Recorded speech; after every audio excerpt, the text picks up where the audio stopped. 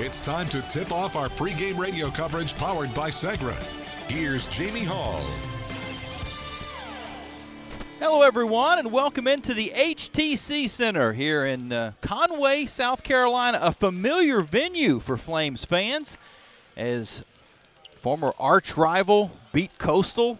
We're back in the building that saw the Liberty basketball team win a championship back in 2013. They last played here in Conway in 2016, a win against Coastal Carolina. But tonight, the Flames are going to be taking on Furman in this Myrtle Beach Invitational, and an outstanding tournament already so far. I know Jason back in the studio is going to get us a recap of where we're at to this point, but you got some really good teams that are playing here in Myrtle Beach between Charleston, Vermont, St. Louis, Wyoming. The game right before this was Wichita State and Coastal Carolina, and that was a close game that Wichita State ended up getting the victory in. So the winner of this game will play tomorrow against Wichita State. The loser of this game will fall into the consolation bracket and play the host school, Coastal Carolina. Furman comes in, pick number 1 in the SoCon. The Paladins are 2-0 on the season, and of course everybody remembers a season ago they pulled the big upset against number 4 seeded Virginia in the NCAA tournament after they reached the NCAAs for the first time in 43 years. Quite a long drought, and they made a splash once they got back. They are 2-0 by defeating North Greenville to start the season, 84-68. They also beat a pretty good Belmont squad, and they beat them fairly easily, 99-76 in their last outing. The Flames, they're also 2-0 on the year. Liberty beat Mid-Atlantic Christian 103-43, then most recently won down in Charlotte against Charlotte, 71-59. Kyle Rode led the way, one shy of his career high, had 23 points in that game. This is the 7th meeting between these two squads in men's basketball. Furman leads 5-1. The last time they played was on the 6th of December back in 2016 in Lynchburg. Furman won that game 61-58. Our Foster Fuels Who's Hot coming into today, Brody Peoples. He is averaging a team high 16.5 points a game. So he is our Foster Fuels Who's Hot. We'll have a chance to talk to Coach Richie McKay coming up here in just a little bit, as well as Colin Porter.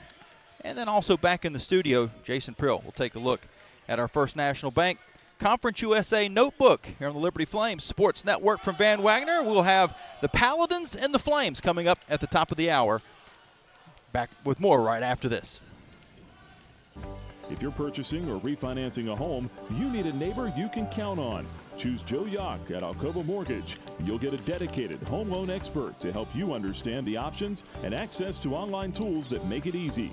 Call 434-258-3549 or visit alcova.com/JoeJ. That's Joe Yock, NMLS ID 315849, Alcova Mortgage, NMLS ID 40508, NMLSConsumerAccess.org, Equal Housing Lender. I'm Bob Davis. If you're considering improving your backyard, AquaPros has just what you need. For the grilling devotee, nothing beats the big green egg. Everything tastes better when it's cooked on a big green egg. AquaPros has the full line of green egg grills, charcoal, and accessories.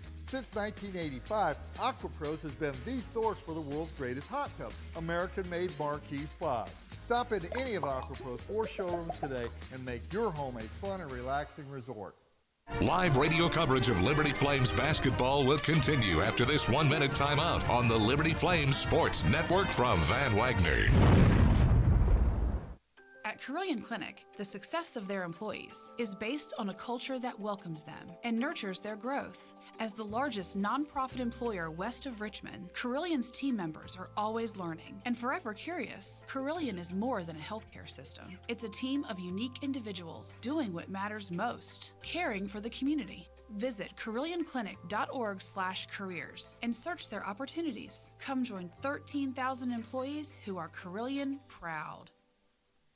The doctors at Crossroads Family Dentistry say go Flames and good luck this season. Stephen Hatch, James Peary III, Trey Woolwine, and Carol Roberts have over 50 years of experience serving Lynchburg and the surrounding area. Their dental office in Forest is open and ready to serve you. Crossroads Family Dentistry provides all family and cosmetic dental needs and accepts major dental insurances. They're located at 14761 Forest Road in front of Brawburgers. More information is available at crossroadsfamilydentistryva.com.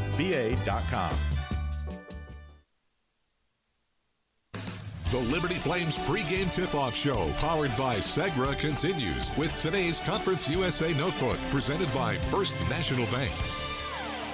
Welcome back inside the studio. Jason Prilla here with you as part of the pregame show. It's time for the First National Bank out-of-town scoreboard as we get you all set for Furman and Liberty. It's a battle down in the Myrtle Beach Invitational as Liberty finds themselves 1.5 favorites down in Conway, South Carolina. Not much to get to tonight, but we'll give it to you anyways. Only one other game in Conference USA this evening. That one will tip off at 7:30. It's between Louisiana Tech and UL Monroe. Louisiana Tech 1-1 on the season. They're coming off of a victory to the Lion Scots. Final score 100-43 over a non-Division I opponent. They opened up the season with an 8-point loss to Colorado State. UL Monroe coming off of a pretty good victory over a Central Michigan squad, 74-64, back on November 11th. That's all in the Conference USA. Taking a look at the top 25, only one game as well. Number 6 Houston will take on Towson tonight at 6:49. So in 9 minutes, that game will go live down at the TD Arena in Charleston, South Carolina. Also happening today as part of the Myrtle Beach Invitational, of which your Liberty Flames are competing in. 3 other games have gone final. Charleston and Vermont. It's Vermont moving into the winner's bracket, 73-64 over Charleston. And St. Louis knocking off Wyoming, 79-69. So those two teams have secured their spot in the second round. And then Wichita State knocking off the host school, Coastal Carolina, just minutes ago, 74-68 over the Chanticleers. So the winner of Liberty and Furman will go on to take on Wichita State tomorrow at 9 p.m. The loser will play at 6:30 tomorrow afternoon against Coastal Carolina. Well, that's all we have for the out-of-town scoreboard, but plenty more to come on the pregame tip-off show, as it'll be head coach Richie McKay and Colin Porter who will get us all set for tip-off between Liberty and Furman after you hear this on the Liberty Flames Sports Network from Van Wagner. At Carter Bank, we believe in a life lived full of plans, promise, and continuous growth.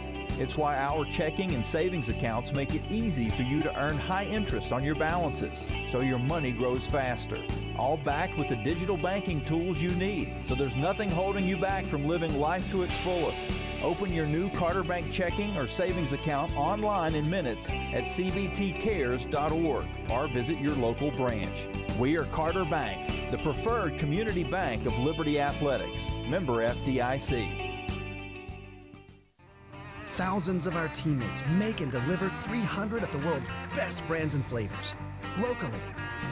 From the heartland to the coast, in big cities and small towns. Our products are moving, and our trucks are rolling. We share a passion and a purpose, and we love to refresh and serve our communities. We are Coca-Cola Consolidated, your local buyer. Live radio coverage of Liberty Flames basketball will continue after this 1-minute timeout on the Liberty Flames Sports Network from Van Wagner.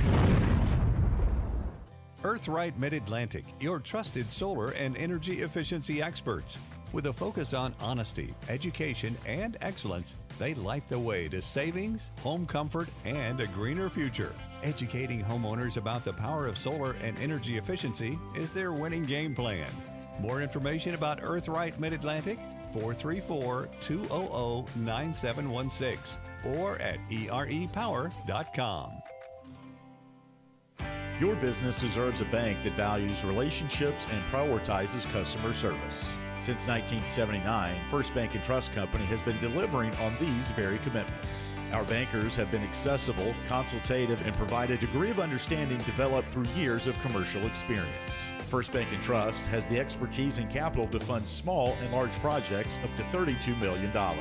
More information on First Bank & Trust and its services is available at firstbank.com. Member FDIC, Equal Housing Lender. The Liberty Flames pregame tip-off show, powered by Segra, continues on the Liberty Flames Sports Network from Van Wagner. Time now for today's player profile, presented by Aqua Pros, pools, hot tubs, and hearth. Once again, here's the voice of the Flames, Alan York. We're now joined by Colin Porter.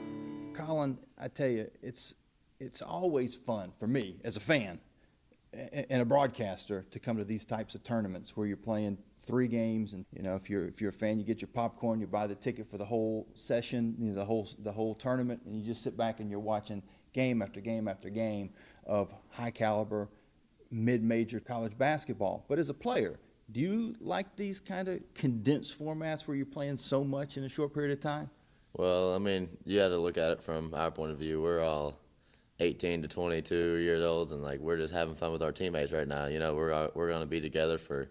This is a 6-day trip, so it's a longer trip than we've had before, but it's just a lot of fun, a lot of fun times, memories that we'll make and get to cherish and talk about those whenever we get older. And then the basketball point of view, like you said, we have a lot of good teams in this tournament. I mean, we're opened up with Furman. They beat Virginia last year, first-round tournament. They're going to test us, and hopefully we can test them and just have a fun game. And, whatever happens out there is for the Lord's will, so we'll just do what we need to do. Is the timing of this pretty good, early in the season to kind of help build chemistry? You got a nice long road trip where everybody's together? Yeah, of course. I don't think chemistry for our team is worrisome for any of the coaches. We love one another. We're going to go out there and compete for one another. We're going to be selfless. We're going to make the extra pass, do whatever we have to on defense to cover for one another. So we have a great team, great camaraderie, and we truly love one another, so it makes it special. When it's off the court, what are the things that you guys are doing? What are those bonding sessions with the team, whether it's a long bus trip or when you get to the hotel and you got a few hours to kill? Yeah, so we like playing cards at night, but, one thing that we truly love is whenever Chelsea Mangino, she takes us out to dinner at night and we just get a walk and, go have fun, get food, go to Kroger afterwards. It's just those little things that truly mean something to me and the other guys. What was on the docket last night as far as the meal? Yeah, we went to, I think it was Firehouse Bar and Grill, and I got a steak, and some other guys got some shellfish since we're in Myrtle Beach, but I'm kind of allergic to shellfish, so I stayed away from that. So, do you have to stay far away? Can you be in the room with it, or? Yeah, I can be in the room with it. Caden had it, and he was sitting right next to me, but he just couldn't touch me at the time, so. You don't think about that, I know I've been on some trips before that some people can't even walk into a seafood restaurant without kind of getting queasy. Well, you've been around a little while now. You've gotten to go on some trips. What's your favorite trip that you've been on so far? Well, I liked the Florida trips last year whenever we played in North Florida and I believe Jacksonville on a back-to-back. That was fun. We stayed in a nice place, but just being in the Florida weather is nice in general. So that was awesome. We took a trip last year to Washington, D.C. and for the scrimmage against Georgetown. Got to watch the Wizards play. That was fun. But, this year we started out playing in the Hornets Arena, and just that experience is really fun. And, whatever trip we go on, us guys, we're gonna make it fun and enjoy it and know that basketball is just a game at the end of the day, but we're going to give it our all whenever we get out on the court. Well, let's talk a little bit about the court before we wrap things up here. 2-0 at this point. When Liberty basketball is playing at its best, how do you describe that? Hard to play against, selfless, and truly playing for something that's bigger than ourselves. Wins and losses, they will not mean anything to us in 20 years. So, we're just going to go out there and compete and give our very best. We have 4 pillars that we stand by, and we're going to do our best to emulate those each and every minute that we're out there in the court. Obviously, a new-look team this year. A lot of guys back, but then the elephant in the room is Darius is out making money now. So kind of the philosophy offensively has morphed a little bit. How would you kind of say, is it going to be more of a scoring by committee? Everybody's going to be trying to get their 15? Yeah, we have a lot of good players, and we can make things work. Playing together and being able to make that extra pass, being able to touch the paint, spray it out to the open shooter. Like, we're playing a lot of times with 4 playmakers out on the court, and that's just special because we can all like chip in, like you said, and just be together. Kyle had 20 last game, and like Caden Matheny's a real good scorer. I believe he had 9 or so. So like, we have a lot of great weapons who haven't scored yet, but it's not all about scoring at the end of the day. We got a lot of players who will make that extra pass. They'll set the screens for you. Joseph Ansett, real good cutter off the ball. Shiloh Robinson as well. Like, we just have a lot of pieces that really fit into the puzzle to make us work. Hey, Colin, wish you the best tonight. Thank you so much. That was Colin Porter. We'll be back with more of the pregame show coming up right after this. First National Bank is a proud supporter of the Liberty Flames. Headquartered in Campbell County, First National Bank has been in business for 115 years and is well positioned to take care of all your financial needs, whether it's consumer or business. First National Bank has 18 branches from Lynchburg to Danville to Charlottesville. First National Bank, here to stay and ready to serve since 1908. Member FDIC, Equal Housing Lender. Turn up the heat. Foster Fuels is a proud partner of Liberty Athletics. Fostering warm moments for 100 years, Foster has been providing exceptional propane and gas services throughout Central Virginia and surrounding areas. From propane to fireplaces and tank installs to tankless water heaters, Foster does it all. Visit fosterfuels.com or download the app to order fuel, pay your bill, and more. Get the customer service you deserve and turn up the heat with Foster Fuels and the Liberty Flames. Live radio coverage of Liberty Flames basketball will continue after this 1-minute timeout on the Liberty Flames Sports Network from Van Wagner. Frank Good Builders is a proud supporter of the Liberty Flames. Frank Good Builders and its partners design and build beautiful custom homes in the Lynchburg and the surrounding areas. From designing a plan to picking out fixtures, Frank Good Builders works with you to design and build your truly custom dream home. Frank Good Builders can be reached at 434-238-3710 or frankgoodbuilders.com. What's important isn't that Freedom First has been in business since 1956. What's important is how we've been doing business since 1956. Since day one, we have been accountable to our members, not stockholders. We make loans that cost less, offer savings plans that pay more, and give back to our community, and that hasn't changed. What has changed is our ability to serve you with more locations and more technology to simplify your financial life. Freedom First. It's a place where anyone in our region can bank for good. We're 10 minutes away from tip-off of Liberty Flames basketball, and it's time to hear the pregame thoughts from head coach Richie McKay. Presented by Earthright Mid-Atlantic. Once again, here's the voice of the Flames, Alan York. Jamie Hall back here with you, and we're now joined by Coach Richie McKay. And Coach, I'm always fascinated. Different people have different approaches as far as how to relax, how to kind of get energized. And I heard rumors that you guys had a high-level pickleball game going on this morning.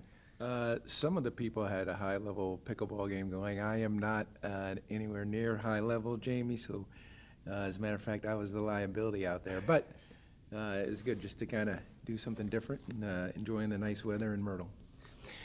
When you look at a tournament like this, 3 games in 4 days, it kind of mirrors what you're going to have coming up in the conference championship down in Huntsville.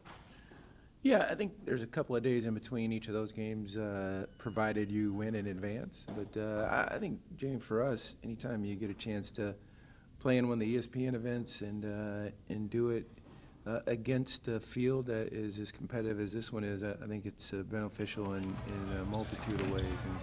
And just looking forward to our guys getting out, competing, and having a chance to see if we can't get a little better. Before we talk about Furman, let's talk about your team. What have you liked so far in these first 2 opening wins? Yeah, hard to say because it's still so early. I think I'd judge most of my opinions in the way we've practiced and our 2 scrimmages against Virginia Tech and JMU. I think we're still evolving. We're not near the best version of ourselves, but our guys do have a commitment to playing together and being unselfish. I always like that. And I think we've got a little bit of versatility that maybe the ball moves a little bit more, and more guys can score in double digits than we've had before. Talked to a couple of the guys, and they say chemistry is not an issue. Off the court, it's a group, it's a family, they love each other, and does that kind of correlate to them playing well on the court as well? Yeah, I think that's Liberty. I think that's who we are. I think those are the kind of guys that we've recruited and have been attracted to being a part of our program. So I don't think that's ever the issue for us, Jamie. I just think, we had such a high usage, high engine in Darius. I think we had a tendency to depend on him to bail us out, and he could do it. So I think this year's version of our basketball program is a little different. It's much more of a by committee approach, and I like that. I miss having Darius.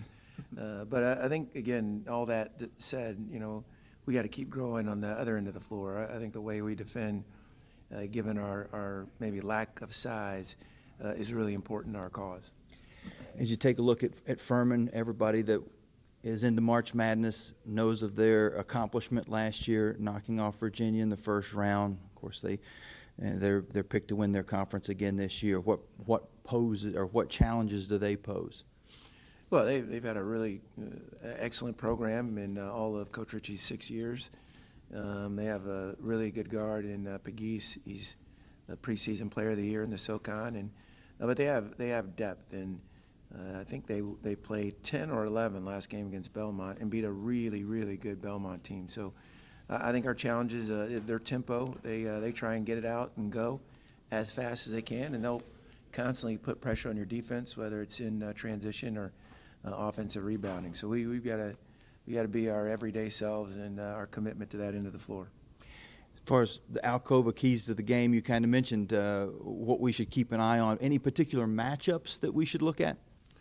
Yeah, I think, again, James, for us, it's game 3. It's November the 16th. So a lot of room for improvement regardless of the outcome of this game. And I think for us, the key is always take care of the ball, try and get a really good shot. And then the defensive end, we got to be hard to play against. Coach, we appreciate your time. Thank you, Jamie. That was Coach Richie McKay. We'll be back with tip-off after this on the Liberty Flame Sports Network from Van Wagner. Freedom Heating and Air would like to remind you, as the temperatures drop, it's important to maintain your HVAC units. During these winter months, you want to keep your house warm and your air quality clean. Freedom Heating and Air serves the greater Central Virginia area and can be reached at 434-331-3690 and at freedomheatingandairva.com. Freedom Heating and Air is an independent American Standard heating and air conditioning dealer. Thanks to Freedom Heating and Air for their support of the Liberty Flames Sports Network from Van Wagner. Hey Flames fans, Gentry Lock is fired up to join in the excitement this season. Gentry Lock Attorneys knows it's all about preparation, precise teamwork, and a competitive spirit for the hard-fought wins. We've got that down. With our fierce drive to succeed, uncommon thinking, and extensive resources, Gentry Lock helps businesses thrive. We are downtown at 801 Main Street, and we serve the Commonwealth and beyond with offices in Roanoke, Richmond, and Norfolk. All the ways Gentry Lock can help clients succeed is waiting for you at GentryLock.com. The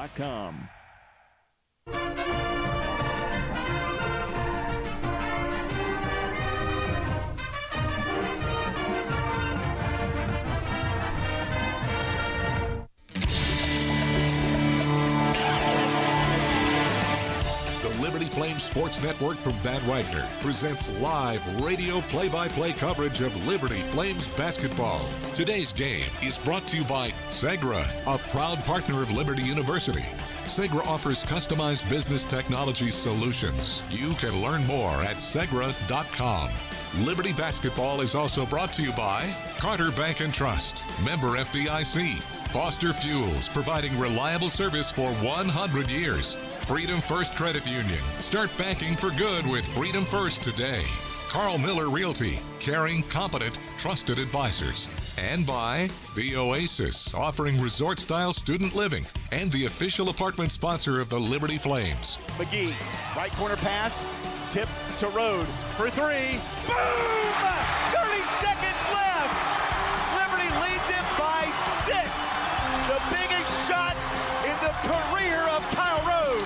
It's game time on the Liberty Flames Sports Network from Van Wagner. Once again, here's Jamie Hall. Welcome back into the HTC Center here in Conway, South Carolina, where the Liberty Flames are taking on the Furman Paladins, the Myrtle Beach Invite. Winner of this game will take on Wichita State tomorrow. The loser falls into that loser's bracket, and they would then play against the host school, Coastal Carolina. Starters are being announced. Let's pass those along to you. First, for Furman and their head coach Bob Ritchie in his 8th season, 141 wins, 55 losses. P.J. Smith Jr. wears 0. He's a 6-foot-tall junior from Laverne, Tennessee, by way of Lee University. He's averaging 12 points a game. P.J. Pegues, number 1, 6'1", junior from Nashville, Tennessee. In the first 2 games of the year, he's averaging 23 points and 9 rebounds. Preseason all-conference in the SoCon. Ben Vanderwall wears number 6'7", sophomore from Elmhurst, Illinois. 8 points, 4 rebounds a game. Struggling a little bit shooting the ball, 0 of 7 to begin the year from outside the arc. Marcus Foster, number 5, another all-conference member in the SoCon preseason, 6'4", redshirt senior from Atlanta, Georgia, averaging 17 points and almost 7 rebounds a game in the early going. And then Garrett Heen. Heen wears 13, 6'9", senior from Charlotte, North Carolina. He's putting up 8 points and 6 rebounds a game. For the Liberty Flames and their head coach Richie McKay in his 11th season at Liberty, 22nd season overall, 393 wins, 271 losses. He'll start Colin Porter. We talked to Colin just a little while ago. Number 0, 5'9", sophomore from Ashland, Kentucky, 8.5 points, 3.5 assists per game. Caden Matheny, number 3, 5'10", redshirt junior from Morgantown, West Virginia, by way of Bowling Green, 7 points and 3 rebounds a game for Caden. Kyle Rode, number 22, the reigning Conference USA Player of the Week, 6'7", redshirt senior from Lexington, Kentucky, 16 points, 2.5 boards a game. Had a team high 23, which was one shy of his career high in the win against Charlotte. Joseph Vincent, number 23, 6'3", junior from Midland, Texas, 5 points, 8.5 rebounds for Joseph. And then finally Zach Cleveland, number 25, 6'7", sophomore from Bloomington, Illinois, 9 points, 4.5 boards for Zach. Furman wearing the purple unis with white numbers. Flames in the cream-colored jerseys, dark blue numbers and Flames script across the front. Sparky on the shorts. Playing here at Coastal Carolina. Chanticleer painted on midcourt. Teal in the paint and around the baselines. Tip is in the air and we are underway. The Flames win the opening tap and they will be going from right to left here in the first half of the game. Van Zant on the near side, hands to Rode. Rode up top to Matheny. He's going to fire a 3, back rims it, and the Paladins get the rebound. They look to run. Pegues finds Foster on the near wing. Foster backs his way down on Matheny, gets himself into the paint, then dishes far corner. Driving towards the hoop is Vanderwall. He missed the shot, and Rode gets the rebound. No score. 40 seconds in. Flames Cleveland has it on the far wing. Bounces it down baseline to Rode. His back to the basket, now squares up and gets it out to Cleveland. Cleveland to Matheny. Matheny back to Cleveland. Cleveland with 10 seconds to shoot on the baseline. Goes to the middle, kicks cross court. 3-pointer, Van Zant is off the mark. And the rebound is a nice job boxing out by Furman. Ball took a couple of bounces on the ground before they put up the rebound. Now back the other way, driving the length of the court is Foster. Goes behind the back on the dribble, draws the contact and hits the shot. That is a highlight reel play by Marcus Foster. He'll now go to the free throw line to try to give the Paladins a 3-point lead. A minute and 9 seconds into the contest. Free throw is good. Furman showing some full court pressure. Pegues on Porter. Porter goes one-on-one, gets it across half court himself, eventually down to Cleveland. Cleveland right at the basket, draws the foul. The shot just hangs on the rim and falls off to the left. But a couple of free throws ahead for Zach Cleveland.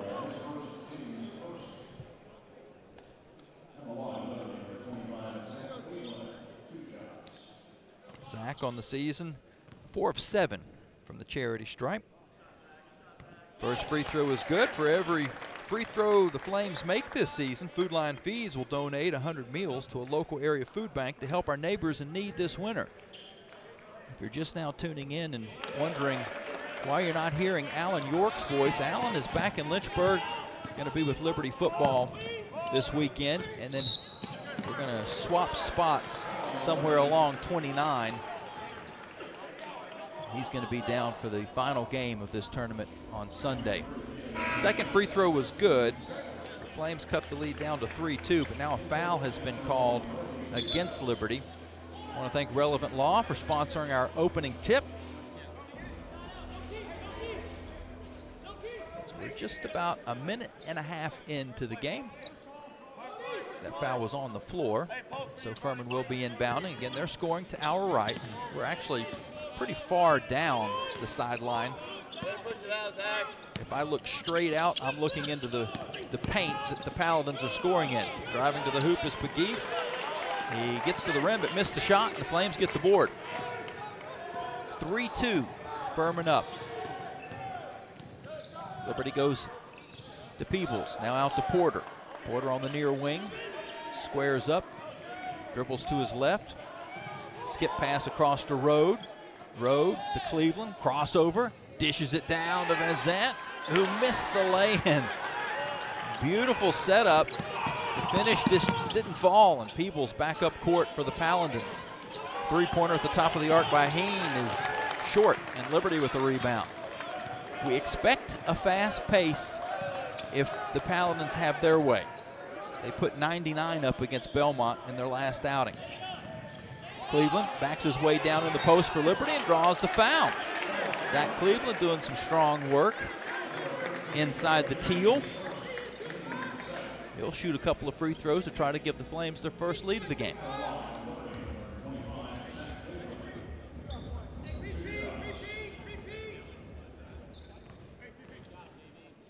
Get you an update here as far as these early fouls and who they've been whistled against. As the first free throw by Cleveland is off the mark. The score stays at 3-2 Furman. Both of them for the Flames were against Matheny, so he has had to actually check out of the game. Matheny out with 2 fouls. Both free throws miss, and Pegues has the ball for Furman. Tries to get it underneath, and a nice job by a couple of hands for the Flames getting in the passing lane, disrupting the pass, and Liberty comes away with a steal. Cleveland diving to the floor to get control of the ball. It comes back up court to him. Now on the far side, Porter. Vincent back to Porter for 3, short. Rebound Furman. Still 3-2 Paladins. Foster dribbles his way back down court, in against Peebles, and has about a 8-footer fall.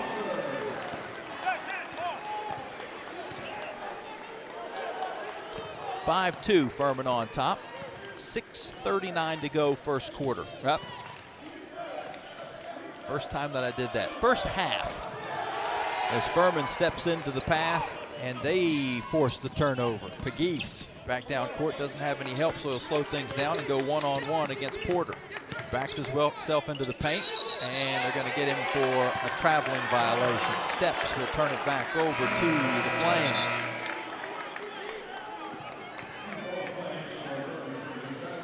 Having done women's basketball for so many years, and for the last, gosh, how many has it been now? probably about 8 years now that the women's game, maybe not quite that, seven years that the women's game has gone to the quarter system. Just ingrained in my brain. Men's college basketball is the last holdout, the last level of hoops that doesn't have quarters. Flames with the ball, trailing 5-2. Cleveland tries to attack, now kicks it out to Porter, who's left wide open for three. He'll go on the near wing instead to Peebles. His three-pointer's too strong, and the rebound is pulled in by Smith for Furman. Back down court.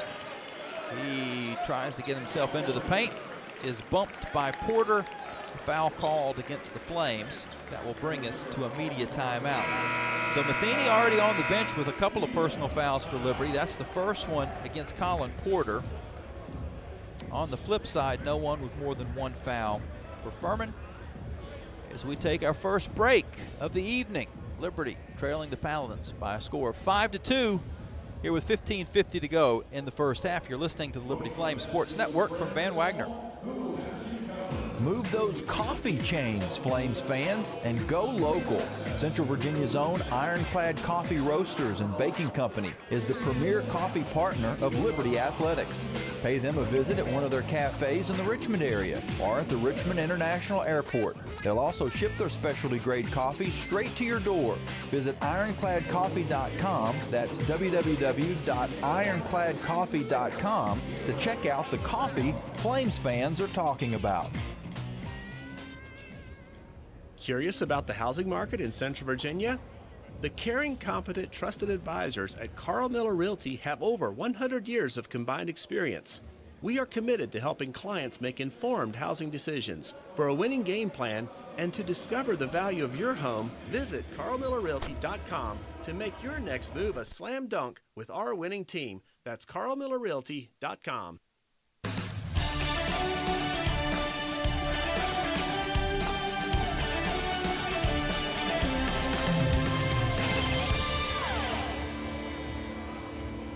5-2, Furman with the lead over Liberty. Liberty men's basketball taking part in this Myrtle Beach Invitational. The winner of today's game will move on into the, I guess you could say, the winner's bracket. They'll take on Wichita State tomorrow. The loser will play Coastal Carolina. In the top half of this bracket, or the entire tournament, I should say, Charleston and Vermont played earlier today. Vermont got the win, so they move on. They'll play St. Louis, who beat Wyoming. And I mentioned Coastal and Wichita State. Wichita State got the victory in the early game of this night session, and this is the final game of the day. The starting times will be slightly different tomorrow. Pretty sure that was TV dictated. 3 of the 4 games today were on linear ESPN. This game, the only one of the day that isn't. It's on ESPN+. Furman has the basketball as we get back underway. Bound pass comes back to Pegues. Pegues hands off to Foster. His three-pointer's off the mark. And the Flames get the rebound. Shiloh Robinson pulls it in. Off to Rode, now down court to Peebles. Cleveland drives, gets to the hoop, but missed the shot. Defended well, and Furman with the board. Pegues, 1 versus 1 as he goes on into the paint against Peebles, but missed the shot. A lot of misses from point blank for both teams in the early going. Flames with the rebound, down by 3. Robinson going to try to tie it up near wing, but his three-pointer's too strong. Defensive rebound for the Paladins, and they're back now on the offensive attack. They're scoring at the goal to our right. Flames bench directly across from us here in the, well, the entire game. They'll stay there, but Paladins scoring towards that end of the court. Driving to the hoop is Witt. His shot's off the mark, and the Flames get the rebound. Liberty goes inside to Robinson. Robinson, nice catch, but can't get the finish to fall, and then the ball goes almost out of bounds, but it's actually saved right to Rode. Rode Gets it over to Peebles. Peebles back to Rhodes, and Rhodes scores. Kyle Rhodes not giving up on the play. Essentially forced a turnover. I'm not sure if it'll go in the book as that. It may just be considered a scramble. As the other end of the court, Pegues is fouled.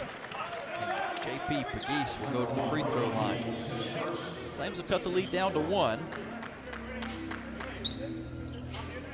Coach Richie McKay, you got to be happy with the way this game has started, other than the fact that your team hasn't been able to shoot the ball well. Flames 1 of 9 from the field. But the pace of the game has certainly been in the wheelhouse of Liberty. First free throw from Pegues is good.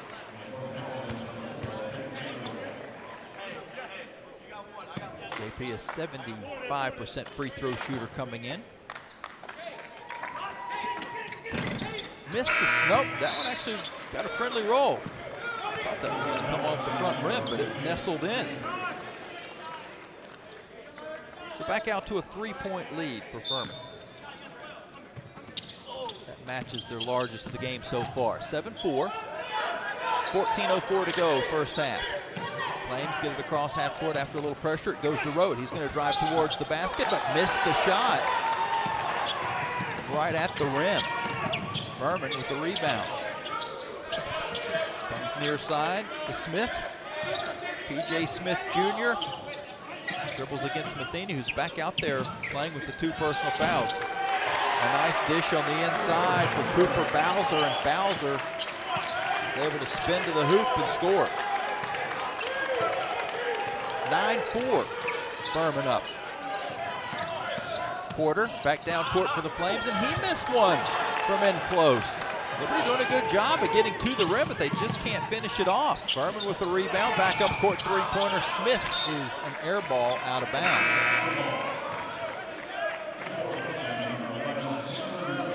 Clarence Armstrong, one of our 3 officials, made the catch of the air ball along the baseline, and Clarence is playing injured himself. Looks like he may have a broken arm, has a cast on his right arm. He's the head official. Jamel Spearman, John St. Clair, the other 2 officials in this game. Flames with the basketball back. Matheny on the near wing. Goes back around on the far side to Porter. 13 seconds to shoot. Porter waits for a screen, pulls up from deep, comes up short. But an offensive rebound secured by the Flames. Sander Yates outside to Matheny for 3. Got it! First 3 of the night for the Flames. Brought to you by Haley's Appliance and Outdoor. He's cut it down to a 2-point lead. Paladins, Molnar into the lane, but comes up short on his left-handed lay-in attempt. We'll be back the other way. Up top to Yates, wide open for 3. Boom! Liberty leads 10-9, back-to-back trays for the Flames. 6-0 LU run. Vanderwall on the attack for Furman, and he's able to kiss it off the glass. After a very slow first 5 minutes, the pace has quickened of late. The scoring is going up as Liberty's Matheny drives, kicks over to Robinson, and Robinson with the lay-in. Liberty back up by 1. Witt to Molnar. Molnar back up top to Vanderwall. Vanderwall dumps it under the basket, and a foul will be called as Cooper Bowser had position under the rim. He'll have a couple of free throws when we come back from this timeout. Liberty leading 12-11 with 11:32 to go here in the first half on the Liberty Flames Sports Network from Van Wagner. Owned and operated by Liberty alum, Larry's Tire is your one-stop shop for all your automotive needs. Whether you drive a car, truck, or SUV, Larry's Tire strives to ensure that your vehicle will be performing at its best when leaving their shop. Larry's Tire has 3 locations at 1070 Woodbury Square Place on 221 in Lynchburg, their shop off Candler's Mountain Road across from Red Lobster, and Larry's Tire Mobile, where they'll come to you for your new tire purchases. Larry's Tire is open Monday through Friday, 7:30 a.m. to 5 p.m., and Saturday from 8 a.m. to 1 p.m. For more information on Larry's Tire, log on to larrystireservice.com. True Flame fans know where to shop to show their pride. Shop LibertyFlames.com. We're your one-stop shop for official Liberty Flames merchandise. Plus, all orders ship free. Go red, white, and blue and visit ShopLibertyFlames.com today. That's ShopLibertyFlames.com. ShopLibertyFlames.com is a proud sponsor of Liberty Athletics. For all your Liberty Flames apparel needs, visit ShopLibertyFlames.com today.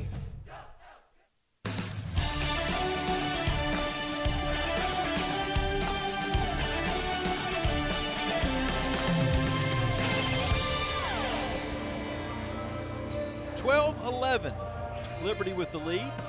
11:32 to go in the first half. Flames and Furman playing in the Myrtle Beach Invitational, the HTC Center in Conway. Coastal Carolina's home court. Chanticleers will actually play the loser of this game tomorrow. The winner will take on Wichita State. In the top half of the bracket, Vermont and St. Louis play, and the consolation there is Charleston and Wyoming. Statistically so far, Furman shooting 33% from the field, 4 of 12. Flames starting to heat up a little bit after a 1 of 11 beginning. They're now 4 of 15. 27% and 2 of 8 from 3. That was that 6-0 run that gave the Flames their first lead of the game after trailing by as many as 3.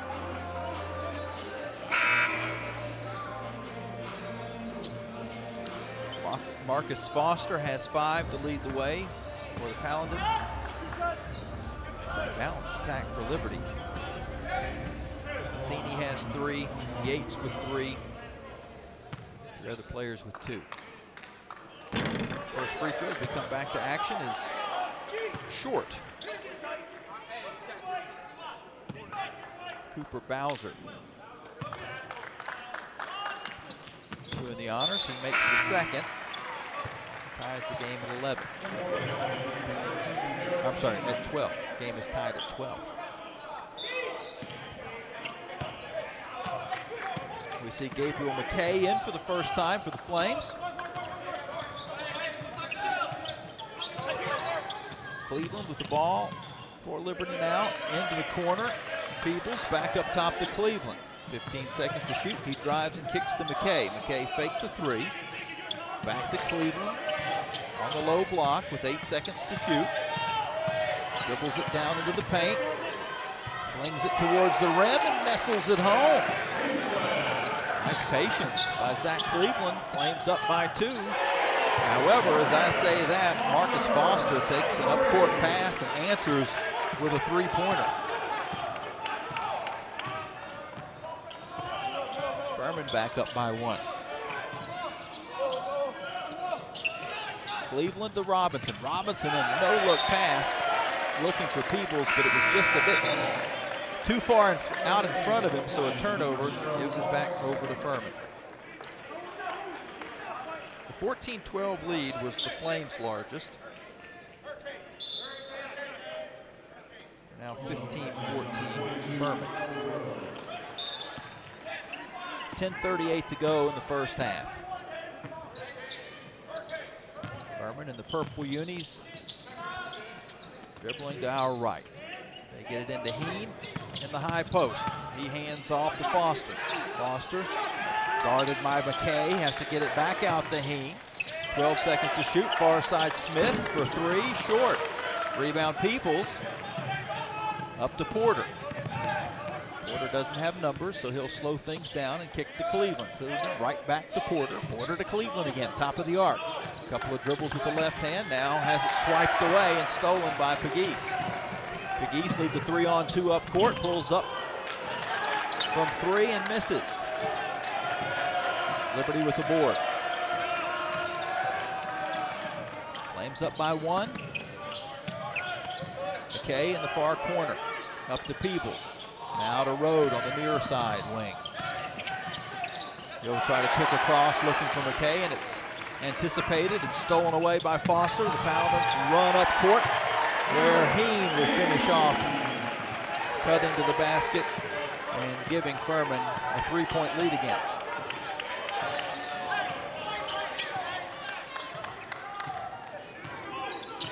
Zach Cleveland, top of the arc, looking for Rode, almost had it stolen away on the pass. Powell gets it back though and bounces it to Cleveland on the low block. Skip pass across to McKay. McKay's 3, good. Gabriel McKay has tied this game at 17 apiece. First points of the evening for Gabe. Smith, now to Pegues for Furman. They set up their offense to Molnar. Near wing 3 from Molnar is off and out of bounds to Liberty. 8:41 to go, first half. Tied at the football score of 17 apiece. Both teams now exactly 6 of 17 from the field. Liberty, though, shooting a bit better from the 3-point line, 3 of 9. Furman 1 of 7. Furman's gotten a couple extra points from the free throw line. So the Flames shooting 3s, and the Paladins are able to get to the charity stripe. Rode with the ball for Liberty in the high post. He's going to drive towards the hoop, draws the foul, hits the shot as he was falling out of bounds after the contact. Oh, silly Kyle Rode. That was as much about strength as it was grace, but it took a good measure of both. Wow.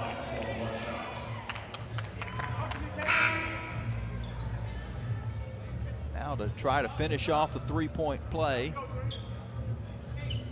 Rode to the line for 1. 8:22 on the clock.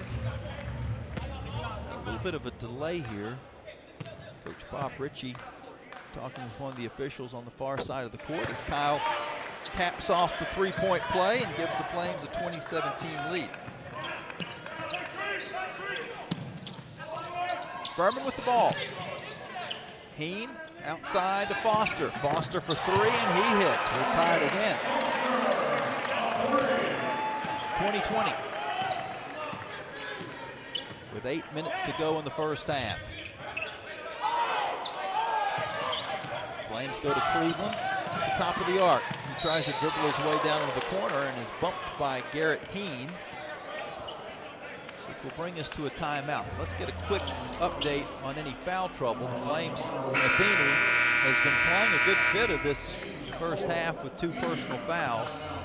I shouldn't say playing a good bit of it. He's had those fouls through most of the first half. He's played a few minutes with them. On the flip side for Furman, they have several players with 1 foul, but no one listed with more than that at the moment. It'll be Liberty basketball when we return to play. 7:54 to go, first half, tied at 20 on the Liberty Flames Sports Network from Van Wagner. Peary and Woolwine Family Dentistry say go Flames and good luck this season. Peary and Woolwine Family Dentistry provides dental health services including dental implants, cosmetic dentistry, extractions, and more. Their office treats patients of all ages and accepts major dental insurances. Peary and Woolwine Family Dentistry is located at 2229 Mural Road next to EC Glass High School in Lynchburg. You can reach the office by phone at 434-847-5331 and online at PearyFamilyDentistry.com. Everybody says they want to do it, but how many people ever really change the world? Gensend shows students just like you how to live life on mission. Gensend offers real-life ministry opportunities in cities all across North America. Work alongside believers who are really changing the world. Spend your school break on mission and learn how to be a champion for Christ. Go to gensend.org to learn more.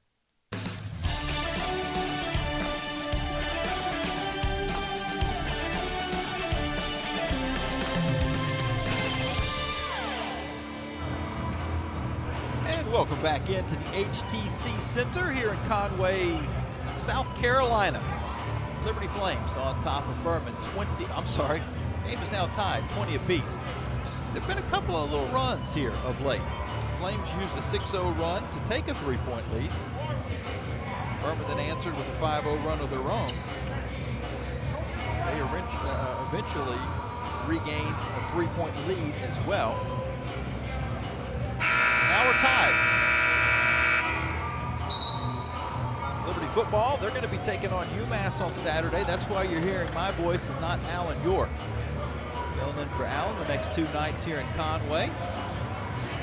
After the football game on Saturday, Alan jumps on 29, starts heading this way. I start heading towards, I guess that would be 73. On my way up to Greensboro, where the Lady Flames will be playing basketball on Sunday afternoon. The final game of this tournament setting will be on Sunday as well. Flames to the basketball. Matheny drives to the hoop after the inbound. He draws a foul. Matheny will shoot a couple.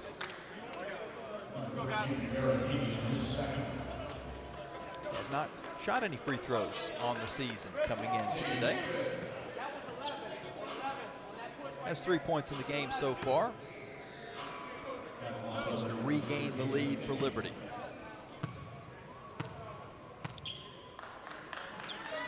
There is a wide variety of possibilities for the timing where the Flames could play on Sunday here in Conway. Anywhere from the first game of the day to the last game of the day. Tomorrow is a little bit more known. They're either going to play at 6:30 or 9 p.m. Matheny makes both free throws. Liberty's back up now by 2.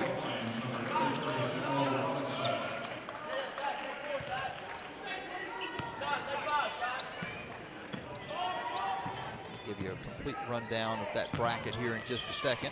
The options and possibilities. Furman's Foster looks to attack, takes it into the paint, gets Robinson in the air and draws the foul. Marcus Foster with a couple of free throws ahead. To tie the game back up with 7.5 to go first half. So again, if the Flames win today, they'll play at 9 o'clock tomorrow night against Wichita State. If they lose today, they play at 6:30 tomorrow against host school Coastal. From there, it depends on whether you're in the winner's bracket or the loser's bracket as to where you would go on Sunday. If you're playing in the 5th place game, you're at 10:30 a.m. on Sunday. If you're in the 7th place game, it's 1 p.m. on Sunday. The championship game is at 5:30 on Sunday, and the 3rd place consolation game is at 8 p.m. on Sunday. Furman makes both free throws. They're tied at 22 apiece. Ball trickles in on the inbound. Porter picks it up, gets it to Rode. Rode back to Porter. Porter dribbles into the offense. Van Zant to Robinson. Robinson double teamed on the baseline, has to dribble his way out of trouble. Hands off to Rode. Rode with 15 seconds to shoot in the middle of Robinson. Now back to Rode. Rode, bullet pass across to Van Zant. 7 on the shot clock. His attempt to pass back cross court to Cleveland is stolen away. Pegues to Foster. Back to Pegues. He's double teaming. Comes off of the hedge, finds Vanderwall. Vanderwall goes right back to Pegues. 20 seconds to shoot. And a traveling violation against Pegues. We'll give it back over to the Flames. That is the 3rd Furman turnover. The Flames have 5.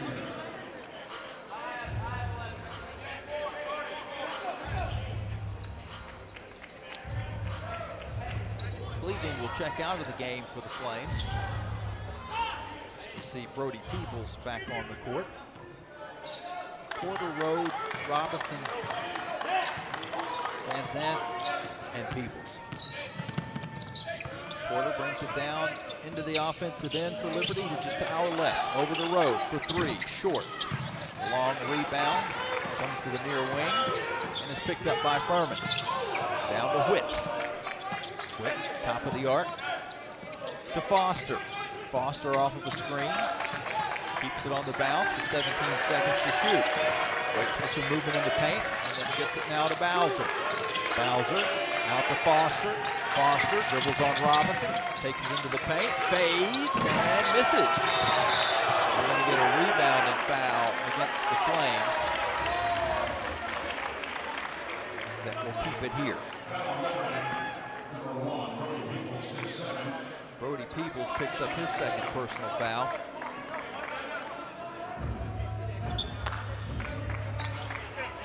So Peoples joins Matheny with 2 personals. Keene with 2. Furman.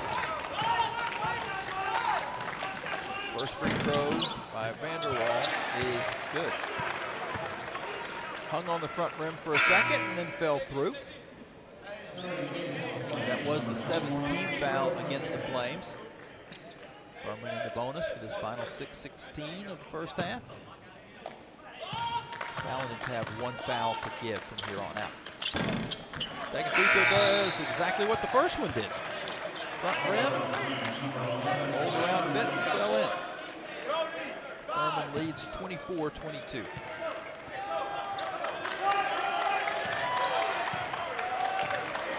Checking back in for the Flames, Xander Yates.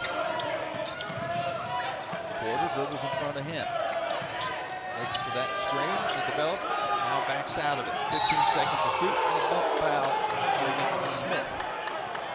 P.J. Smith picks up his first person.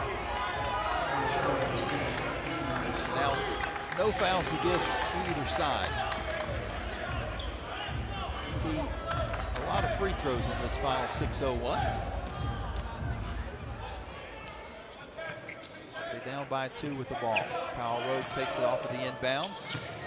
Comes to the top of the arc and then dishes it back outside to Yates. Yates hands off to McKay. Gabe now finds Porter. Porter, fadeaway baseline. Bingo! Colin Porter ties us up at 24. Furman back down court to Smith. Smith's three-pointer near wing is good. Quick release by P.J. Smith. Furman now leads by 3. Neither team has led by more than 3, but both teams have been up by 3 on a few occasions.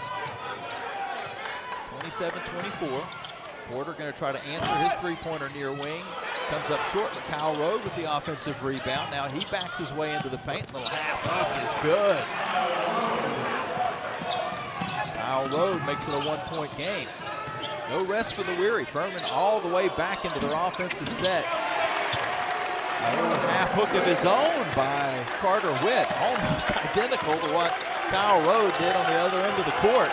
It goes through, and the Paladins lead by 3. 29-26, Flames back on offense. Porter off of the screen, nothing up top, so he'll back towards midcourt. On the right-handed dribble, surveys the defense, bounces it to Yates. Yates, the free throw line, dribbles towards the corner, back outside to Porter. Porter with 2 to shoot, out to Peebles with 3 at the buzzer. Too strong, rebound Furman. They run. Smith back now to Foster. Foster backs his way down, and we're going to get a blocking call against the Flames. Peebles tried to step in and draw the charge. He picks up the block, and that's going to be the 3rd on Brody Peebles.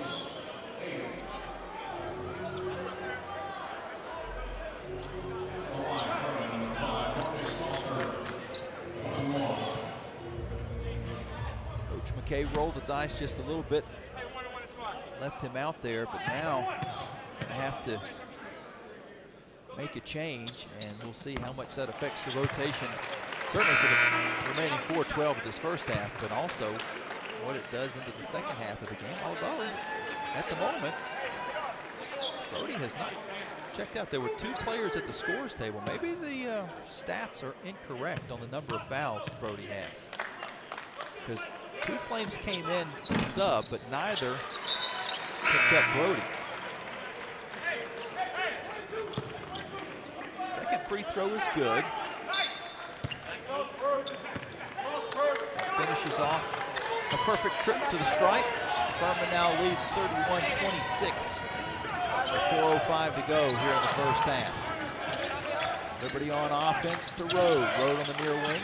Across to Robinson. Robinson didn't get a good handle on it. Has to hand back to Porter. Porter back to Rode for 3. Short.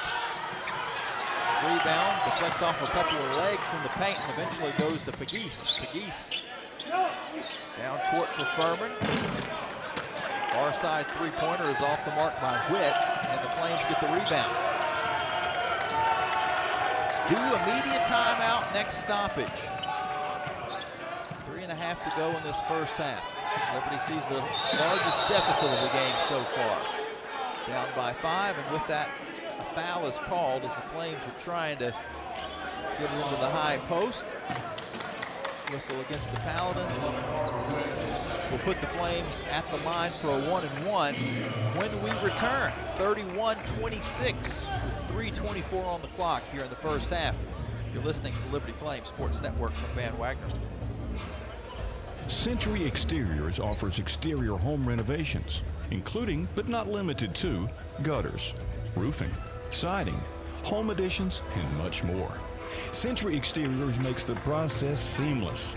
Call 434-239-6722 for a free on-site estimate or visit us at centuryexteriors.com and Century Exteriors on Facebook and Instagram. Fast. This is business today. Unpredictable. Always changing. Shifting trends and technologies are pushing aside old rules. The unexpected is the new normal. At Segra, we'll help you navigate a complex future with state-of-the-art voice, internet, and data protection solutions. We know you have dreams, and we see your potential. To learn about Segra's extensive fiber network for your business and our next-generation technologies, visit Segra.com, proud partner of Liberty University.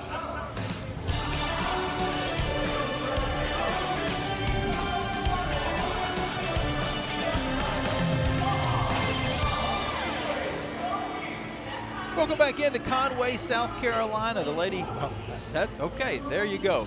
It took to the 3:24 mark of the first half before that happened. 30 years of doing women's basketball. It was bound to pop up. The Liberty Flames are taking on Furman here in Conway. My name is Jamie Hall. I'm filling in for Alan York the next couple of nights. Alan back in Lynchburg with Liberty football. Nick Pierce is also in Lynchburg. He's going to be doing some volleyball. The Conference USA Volleyball Championships are taking place this week in Liberty Arena. After the football game on Saturday, Alan heads down this way. He'll have the Sunday game. The way the tournament works, Flames will play today, tomorrow, and then have a day off on Saturday, play on Sunday, hopefully for a championship. Alan's going to come down after football. We'll do a tag team high five somewhere probably around the North Carolina, South Carolina border. He'll finish off the tournament here, and I'll head to Greensboro, catch up with the Lady Flames as they play on Sunday afternoon at 2. That volleyball championship game will be Sunday as well. So Lady Flames volleyball trying to win a title. They start out tomorrow against UTEP in the 4-5 game, 1 o'clock. And then we play the subsequent days if they keep winning. Here in Conway, it's 31-26 Furman. This is the largest lead of the game for either team. Cleveland to the free throw line. He makes the front end of the 1-and-1. Flames are now 6 of 8 from the free throw line. Liberty shooting 38% from the field. Furman shooting 41%. Second free throw's off the mark. 31-27, Furman with the lead in the basketball. Get it down court to Foster. Foster goes in on Porter. Double team and foul.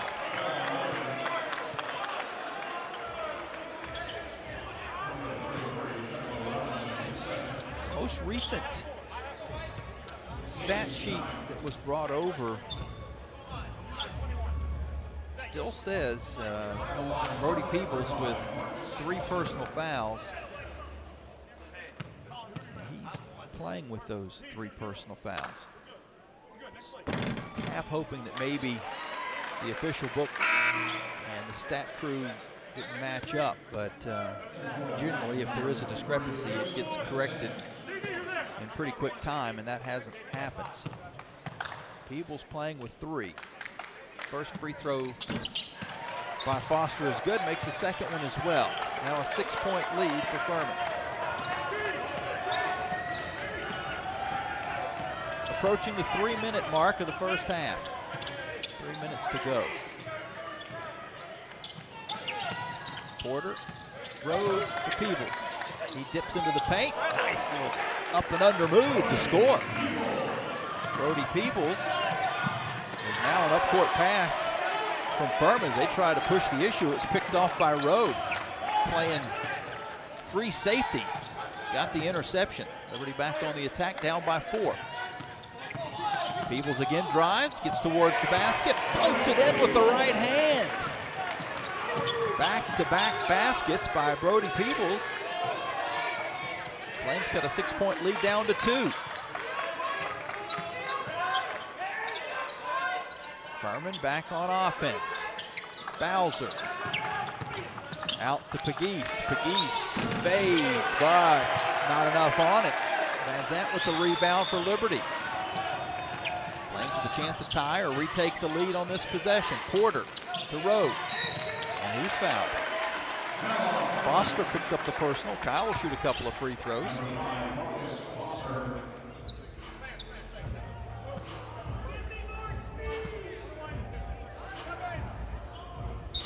1:58 on the clock as we approach halftime. Stay tuned for our Carl Miller halftime show. Jason Prill back in the studio. Take a look at your Frank Good Builders out-of-town scoreboard. Also have your Century Exteriors exterior shooting from the first half of the game. Both teams have hit 3 3-pointers, but neither team is going to like the percentage that they're shooting at. Flames 3 of 13, Furman 3 of 10.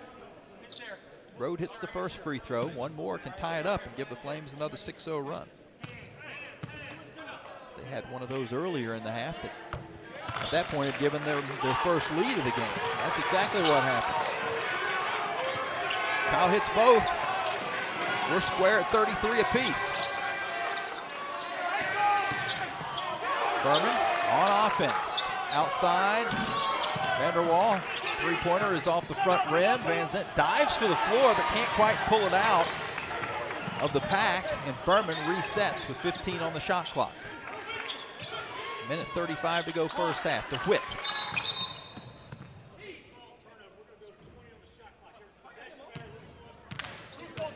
And referees have whistled the play dead. I don't know exactly what's happening. I heard the official say loose ball turnover. We're going to put 20 on the clock, but I don't know what this means. Looks like it's going to stay with Furman. I guess they're saying that the clock should have reset to 30 on that loose ball a moment ago instead of 20. So they stopped the clock and changed it from 10 to 20. And Furman now has possession on the near side. Up top to Smith. Smith dribbles to the near wing. Now back to Heen. His 3 is short. Rebound Liberty. Kyle Rode pulls it in. Flames currently have scored 6 straight. Road drives all the way to the hoop, but missed the shot. The rebound tipped into the corner to Smith. Smith up court to Pegues for three. No. Rebound Peebles. And the Flames have it. Under a minute to go here in this first half. 33-33. Colin Porter lost it for a moment, regains it. He's dribbling on the far wing, now towards the corner, hesitates, dishes it off on the inside to Robinson. He had to settle it in, and does, and scores. Flames retake the lead. They're up by 2. About a 6-second difference between the shot clock and game clock. Pegues, far wing, three-pointer by Smith, off the mark. Liberty with the rebound. Flames can hold for the final shot of this first half if they choose to do so. 14 seconds. Now down to 10. Colin Porter in the corner to Peebles for three. Got it! Brody Peebles with 3 seconds to go. Furman chucks one up from three-quarters court. It sails out of bounds. The Flames in the first half on an 11-0 run. They turn a 6-point deficit into a 5-point lead. And Brody playing through some foul trouble with a big shot just before the first half expired. Again, 38-33 Flames. This is the largest lead of the game for Liberty. An exciting first half. We'll recap it for you coming up here during the Carl Miller Realty halftime show. First off, though, we'll take a break and be back in the studio with Jason Prill. Here in Conway, it's the Flames leading by 5 at the intermission on the Liberty Flames Sports Network from Van Wagner. The Oasis Student Apartments is a proud partner of Liberty Athletics.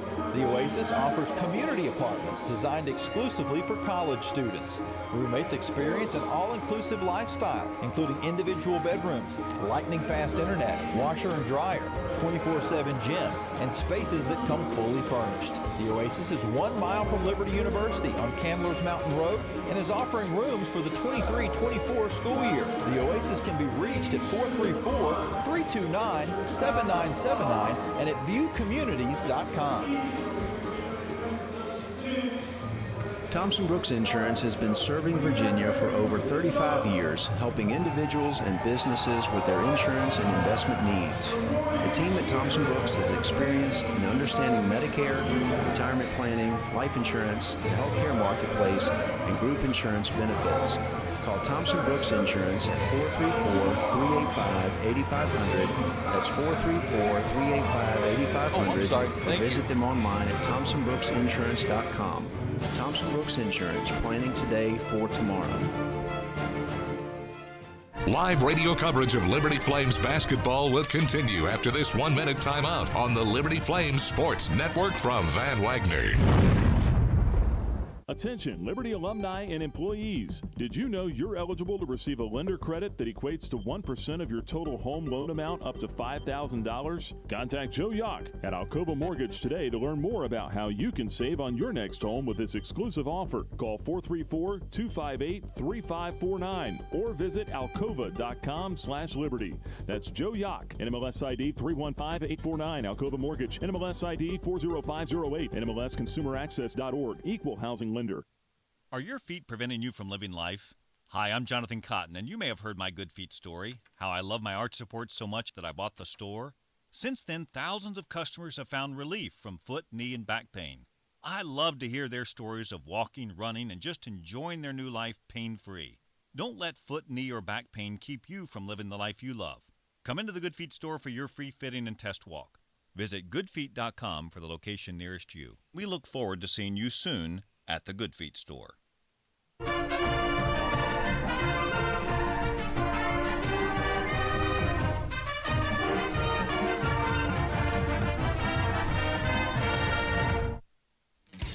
20 minutes are in the book. Take a breather and grab an ice-cold Coca-Cola as we enter the Carl Miller Realty Halftime Report on the Liberty Flames Sports Network from Van Wagner.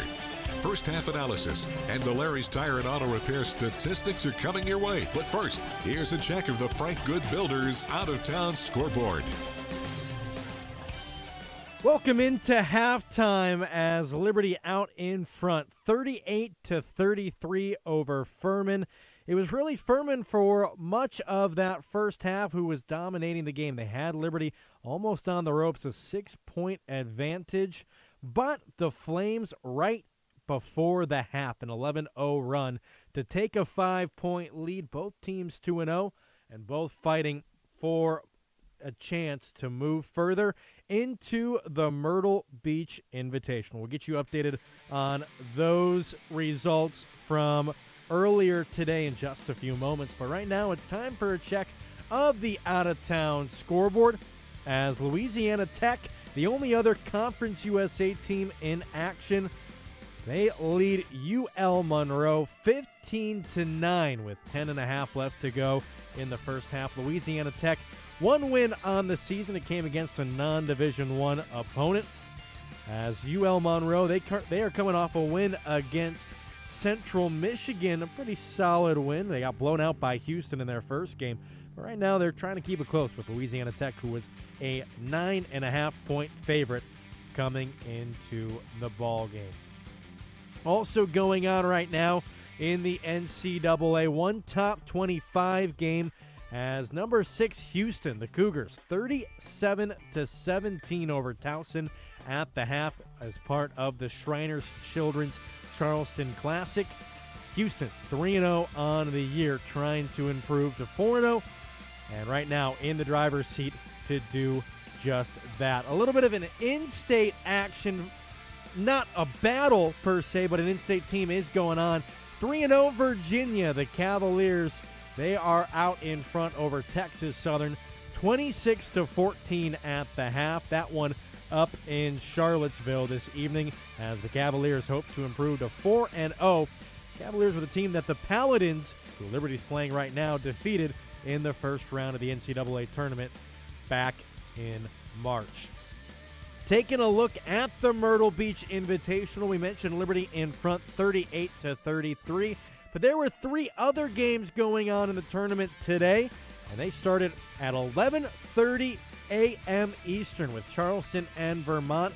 It was Vermont who took care of business 73-64 as they move on. Vermont, a team that has made some tournament noise in previous years. They will take on St. Louis, who knocked off Wyoming 79-69, another team that has been in the NCAA tournament a couple of times as well. So it'll be Vermont and St. Louis in semifinal number 1. That'll take place tomorrow at 12 p.m. Eastern. In the consolation bracket, it'll be Charleston and Wyoming tomorrow at 2:30.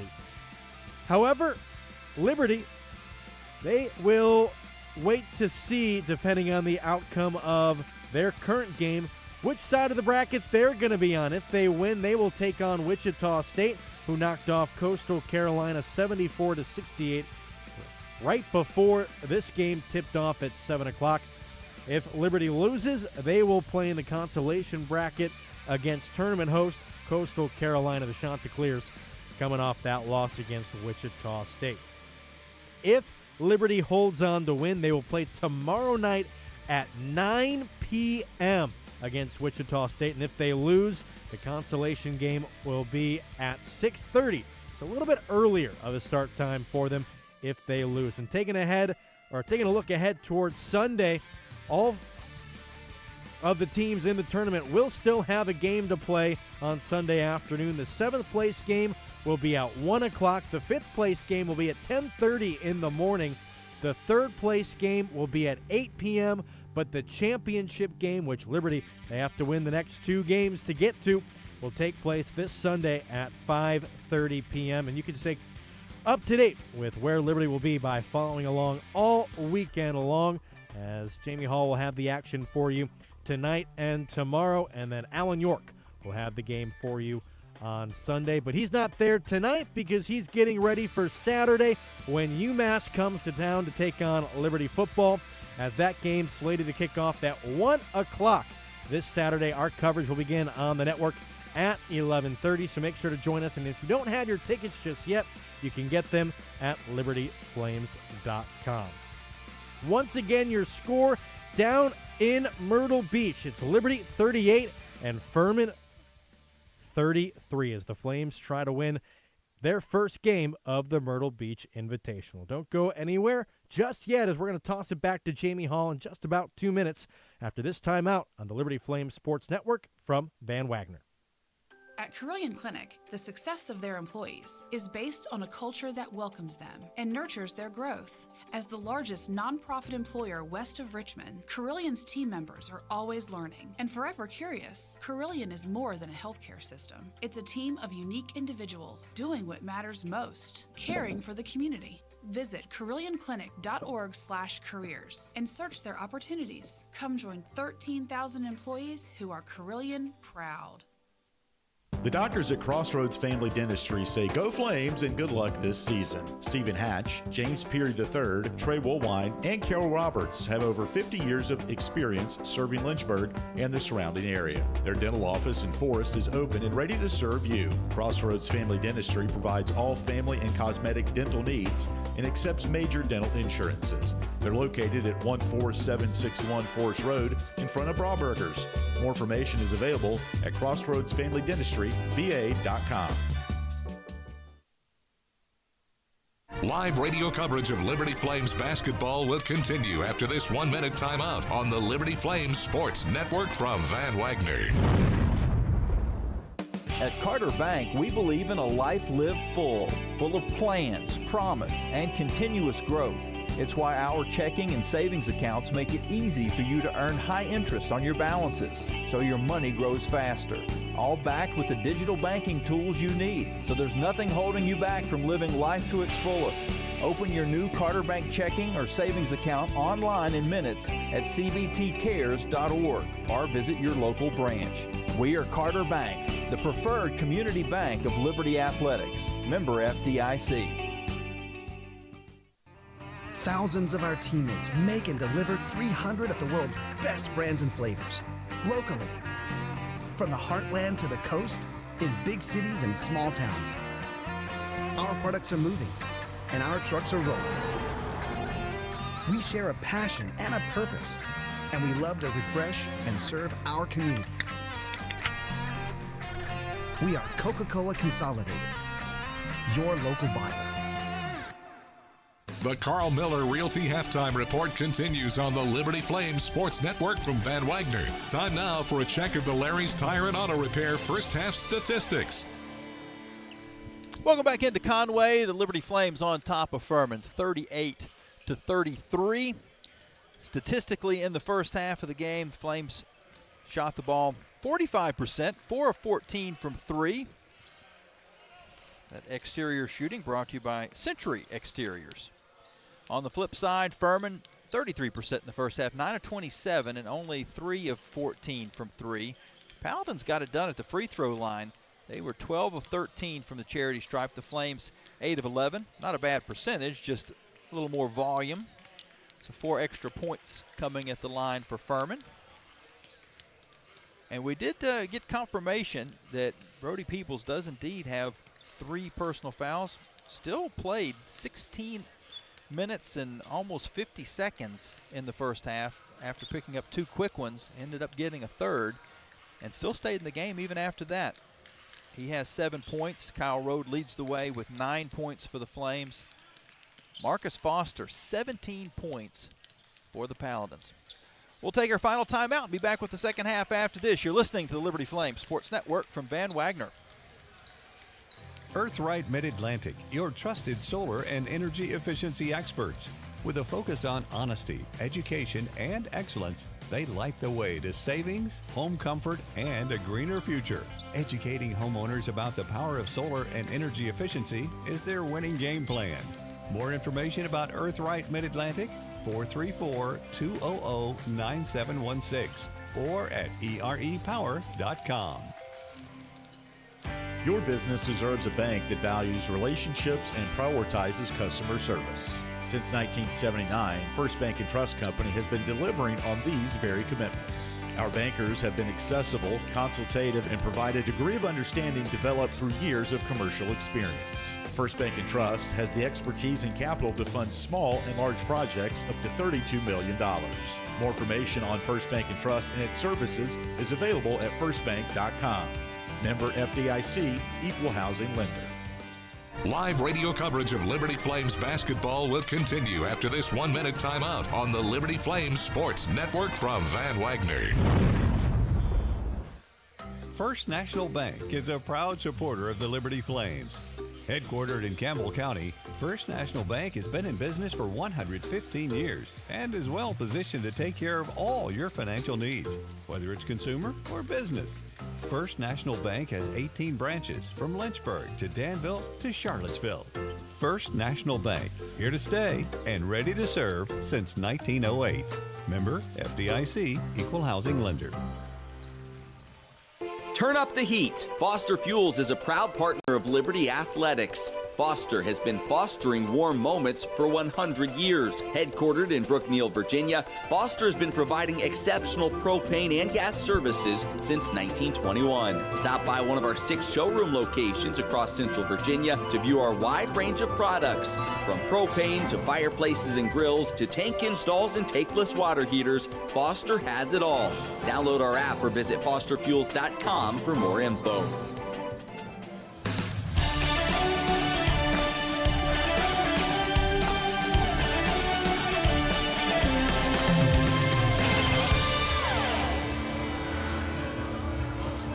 We'll go back into the HTC Center here in Conway, South Carolina.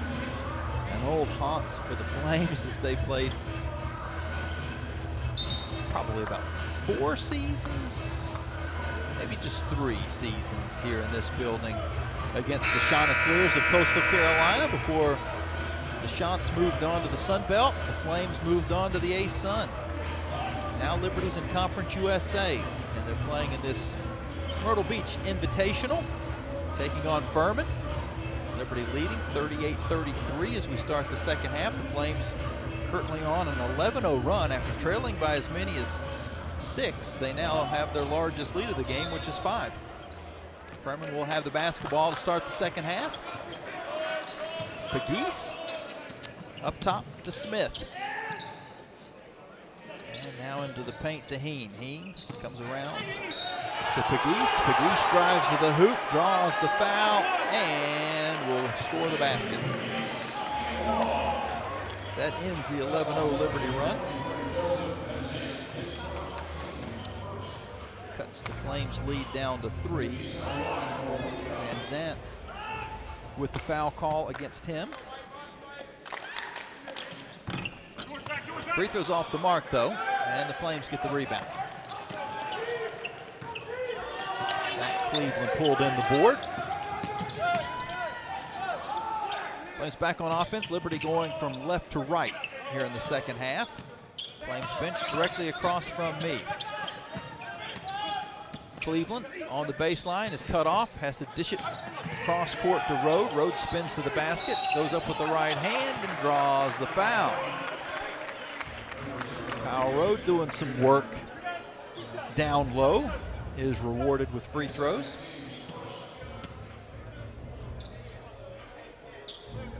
We mentioned the Flames foul trouble, or at least mainly the foul trouble of Brody Peebles, who had 3 in the first half. He is not in the game to start the second half. Rode hits the first shot.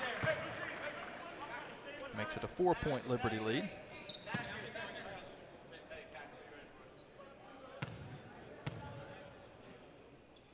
Matheny with 2, Robinson with 2 for Liberty, along with the 3 that I mentioned for Peebles. Are the Flames in somewhat of foul trouble? Get you Furman's fouls here in just a moment. Both free throws good. Liberty up 40-35. Almost a turnover by Pegues. He was double teamed on the near wing. And now it does get knocked loose. Kyle Rode with the steal.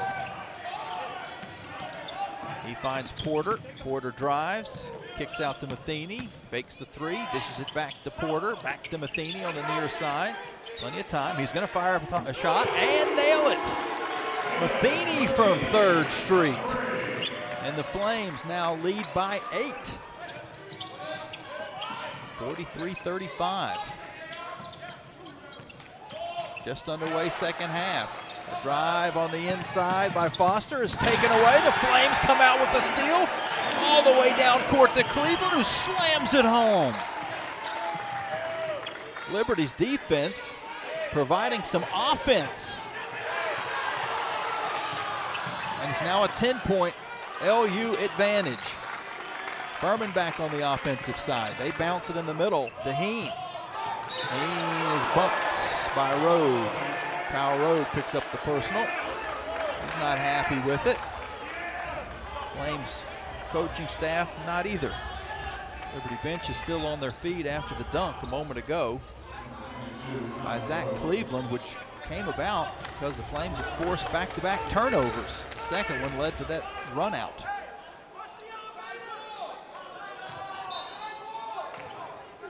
.18:08 to go in the game. Liberty leading 45-35. Three-pointer off the inbound is off the mark by Foster.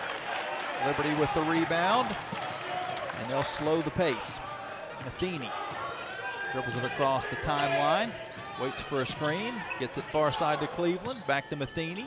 Thought about the three, gonna drive and kick to Porter. Porter up top to Rode. Rode takes it to the hoop and knocks it in. Kyle Rode from a sharp angle. Liberty up by 12. Back the other way, driving to the hoop is Pegues, and he draws the foul. I kind of looked to see if maybe Coach Bob Ritchie was thinking about taking a timeout in this spot, but he let his team play through it. And JP Pegues rewarded him by getting to the rim, drawing a foul, and now he'll shoot a couple of free throws. 47-35 Liberty. First free throw is good. Furman got the second half scoring underway. And it was all Flames until these two free throws. It's back to a 10-point game. Liberty up, and they've got the basketball. Flames in the cream unis go to Cleveland. Cleveland is going to bulldoze his way into the paint and draw some contact. Zach Cleveland will shoot two.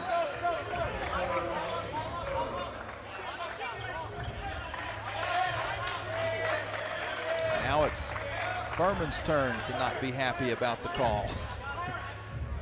I think they weren't happy that there was a foul, and then now they're not happy that it was considered in the act of shooting. Zach will shoot two, try to re-extend the lead out to a dozen. He hits on the first. Cleveland now with 8 points in the game.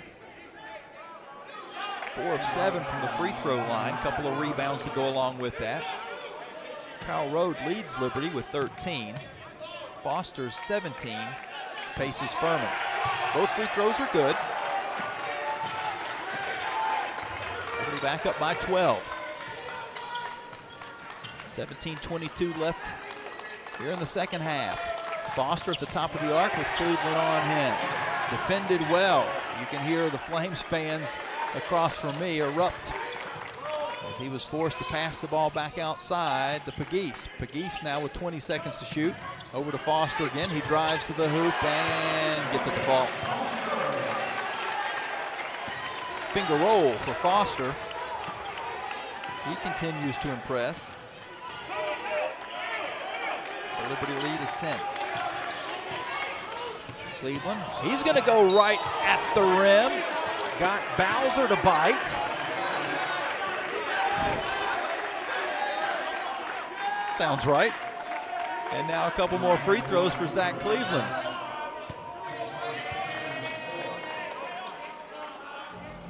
Traditionally, when you think of the name Bowser, two things come to my mind anyway. One is like a tough dog, like a dog that would be guarding the house. And then the other is a singer in Sha-Na-Na, sang bass. If you don't know what Sha-Na-Na is, Google. It'll be worth your while.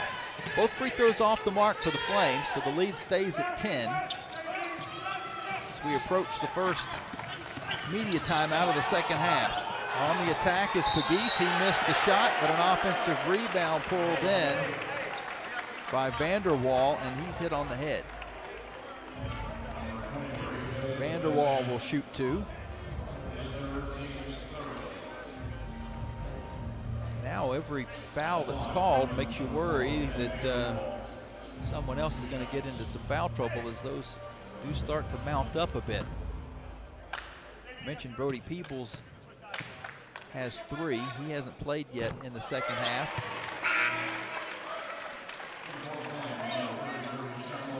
Van Zandt now has picked up his 3rd.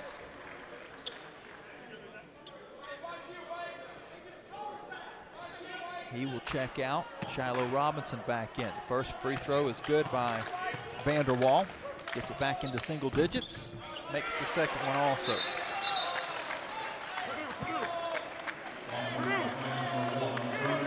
(49-41). Peebles will check in for the first time in the second half with those 3 fouls. Cleveland will get a break. Flames in the cream unis with dark blue numbers. Sparky on one leg. Colin Porter down court. Gets out to Rode. Rode dribbles to the corner. Backs his way down on Vanderwall. Down to 11. Half hook with the right hand. Too strong. Rebound Furman. Furman gets it back down into their offense quickly.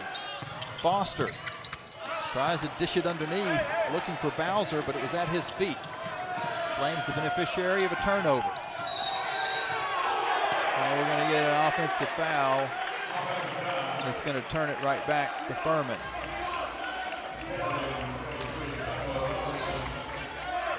Kyle Rode picks up the personal, trying to pin his defender down low.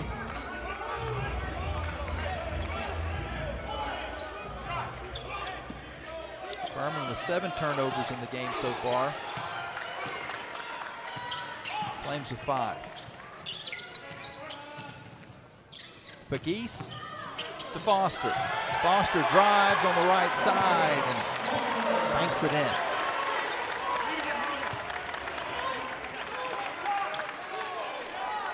Furman has now cut the Liberty lead that was once 12 in half. It's 49-43.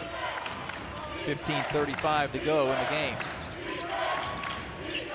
We'll have a media timeout. Next dead ball. Driving to the hoop is Porter. Porter's pass is swatted out of bounds. And that brings us to that media timeout with 15:26 on the clock and Liberty's lead at 6, 49-43. You're listening to the Liberty Flames Sports Network from Van Wagner. Frank Good Builders is a proud supporter of the Liberty Flames. Frank Good Builders and its partners design and build beautiful custom homes in the Lynchburg and the surrounding areas. From designing a plan to picking out fixtures, Frank Good Builders works with you to design and build your truly custom dream home. Frank Good Builders can be reached at 434-238-3710 or frankgoodbuilders.com. What's important isn't that Freedom First has been in business since 1956. What's important is how we've been doing business since 1956. Since day one, we have been accountable to our members, not stockholders. We make loans that cost less, offer savings plans that pay more, and give back to our community. And that hasn't changed. What has changed is our ability to serve you with more locations and more technology to simplify your financial life. Freedom First. It's a place where anyone in our region can bank for good.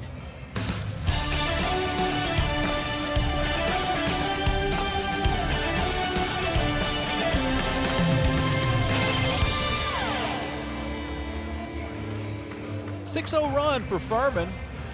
They've cut a Liberty 12-point lead down to 6. 49-43, 15:26 left. Marcus Foster leading all scorers. He's got 21. For the Flames, Kyle Rode has 13. That foul a moment ago on Rode was his first. Flames have 3 players with 3. Van Zant, Peebles, and Robinson. For Furman, Garrett Heen has 3. Foster, Witt, and Smith with 2.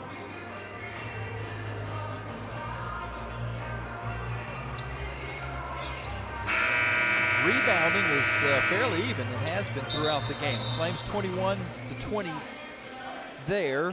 Both squads with 3 offensive boards.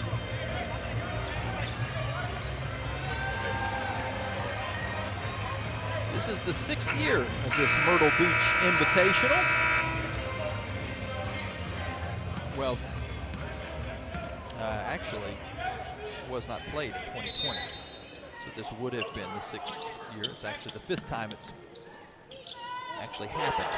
Inbounds pass almost thrown away.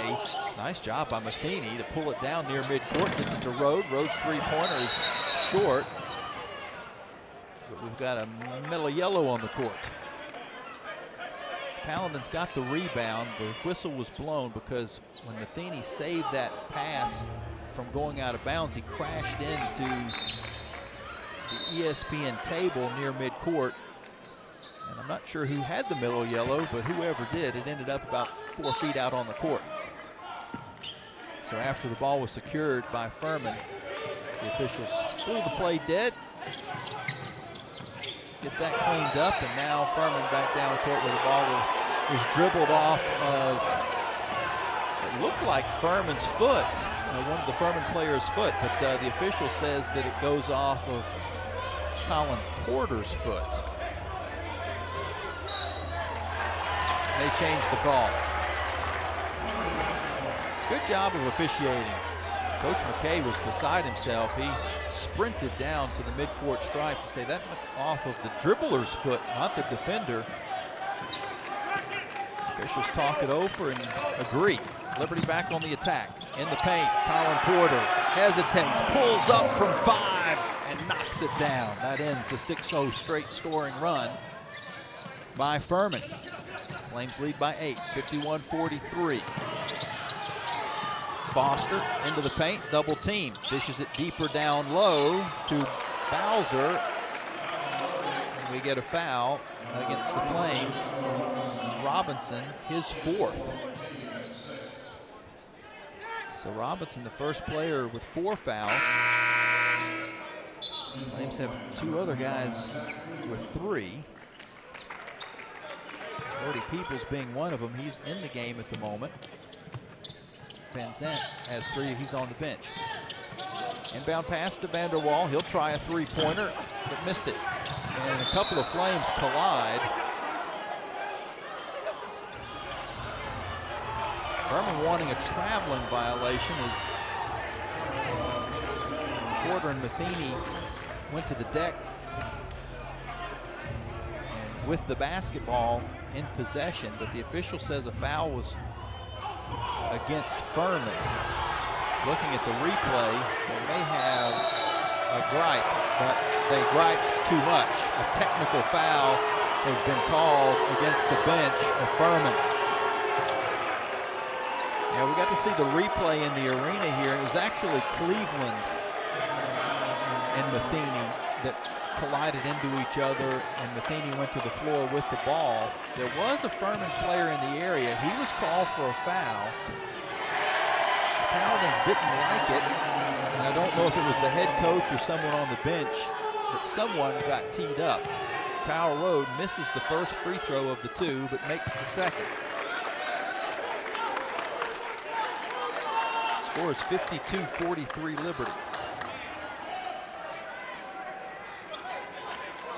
And Coach Bob Ritchie is still trying to get an explanation. And the official nearest him is not happy. And, ooh, wow. I'm not sure if that official brushed into Coach Ritchie as he walked by, but very aggressive. As Colin Porter now rises up for three after the inbound and nails it. So while Furman is still fired up about the call, the Flames with the basketball, they score a three, now knock the ball loose, but it does come back to Foster, and Foster will reset for Furman. In the corner to Pegues. His three-pointer is good. That was an important answer for Pegues because the Flames had pushed it back out to a 12-point lead. Blocked the shot, but Furman was able to track down the rebound. Now we got another whistle. We've got some angry officials, at least one in particular, Clarence Armstrong. I don't think he was happy with the way things were going down on the other end of the court. And Furman was arguing their case. Now things have settled down a bit as Liberty will inbound. Cleveland out to Rode for three. Got it! Kyle Rode from deep. Liberty back up by 12, 58-46. Pegues with the ball at the top of the arc for Furman. He peels off and finds Vanderwall. Vanderwall spins into the paint and travel. Traveling violation will give it back to the Flames. Turnover number 9 for Furman. The Flames with just 6.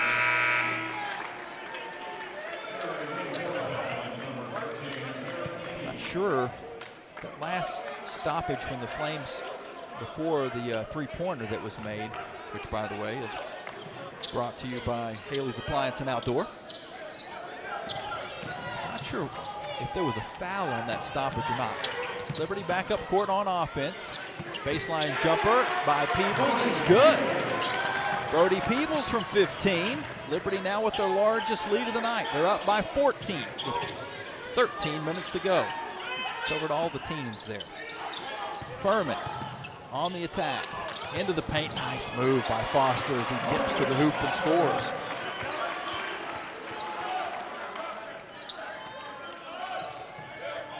Again, that 60-46 lead was the most by the Flames, by either team in the game so far. It's now back to 12, 60-48.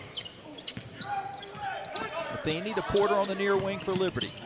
Backdoor lob, looking for Rode. Rode muscles it in. Kyle Rode on the right side. Pushes it back out to a 14-point Liberty advantage. And a nice feed on the other side as the hits just keep coming. This is Heen to Pegues. Pegues on the cut. Finishes it on the left side of the glass. And the Flames lead is back to 12 with 12-12 to go. Zach Cleveland dribbles across half court. Almost lost it. Gets it back to Matheny. Matheny looking baseline, nothing for him. Now comes back the other way to the right side and lays it in. Caden Matheny back out to a 14-point lead. Quickly the other end. Furman trying to push the issue, passing into the middle, and it's picked off by Zach Cleveland. Maybe pushing the issue just a little too much there. Dangerous pass, and the Flames take advantage. Liberty with the ball back. Attacking to our right. Matheny again to the hoop. High off the rim, but off the mark. Pegues with the board to Foster. Foster drives and misses. The rebound tipped outside to Matheny. And Matheny will screech his red Nikes to a halt and slow things down for Liberty. Up court to Cleveland. Cleveland goes baseline, is cut off, kicks to Peebles. Peebles to Matheny for three. Boom! Right from the star on the South Carolina map that means you're in Conway. Matheny hits the tray to give the Flames a 67-50 lead, a timeout taken by Furman. NBA range 3 for Matheny sends us to a media timeout with the Flames holding their largest advantage of the game so far. They're up 17. We'll take a break with them and be back after this. You're listening to the Liberty Flames Sports Network from Van Wagner.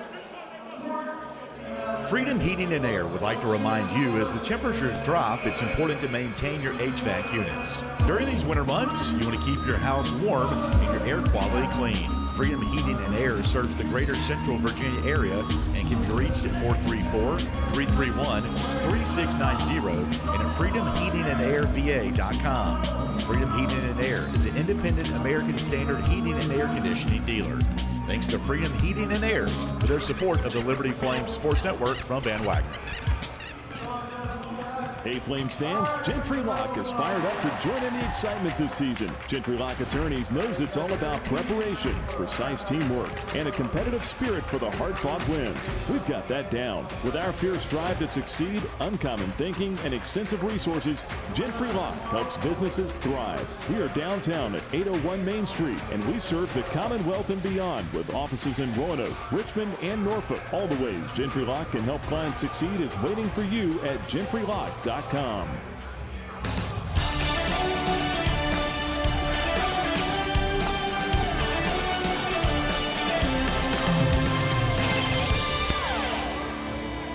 straight points for the Flames. They lead 67-50. Largest lead of the night. Liberty and Furman battling in the final game of day 1. Here at the Myrtle Beach Invitational.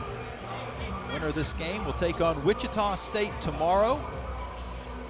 The loser will play Coastal Carolina. Depending on how it goes, then you play Sunday, either morning, afternoon, or we'll say early evening. It doesn't go quite as late on Sunday as it does, say, tomorrow, where the final game is at 9 p.m. Kyle Rode with 19 points to lead the way for Liberty. Caden Matheny with 13. Marcus Foster has 23.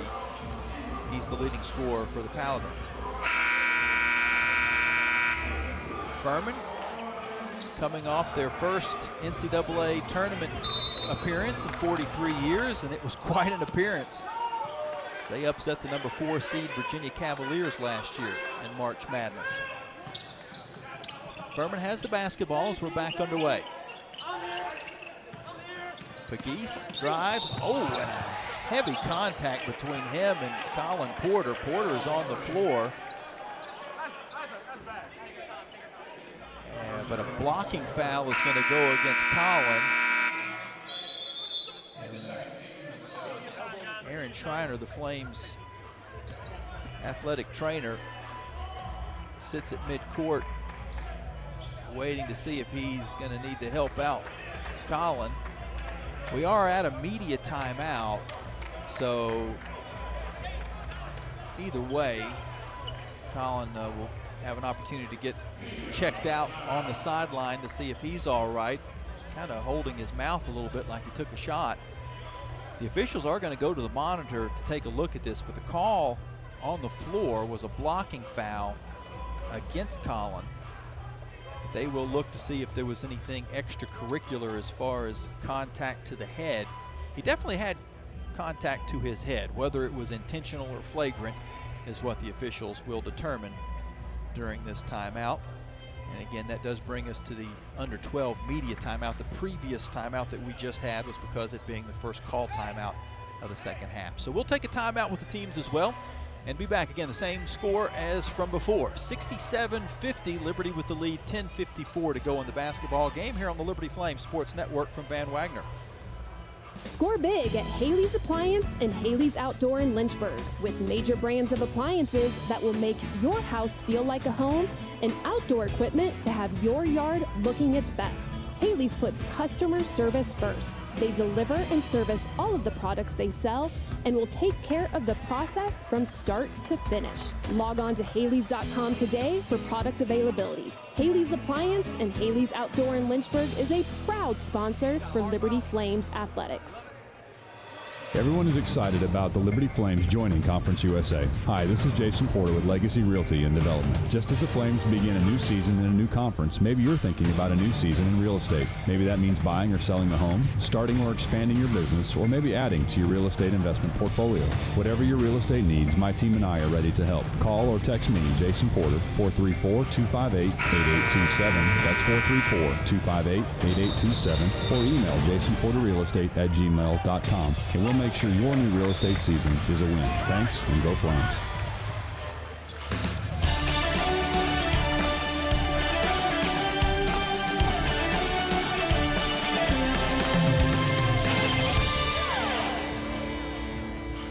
The official review doesn't change anything. It's going to be a common foul against the Flames. Nothing assessed with the contact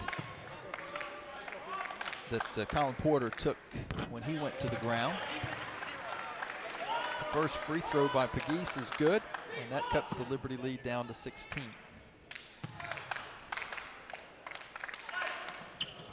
Second free throw is also good. Colin stays out there, so he's playing through it. He took a shot to the mush. Looks to be fine. Both free throws good.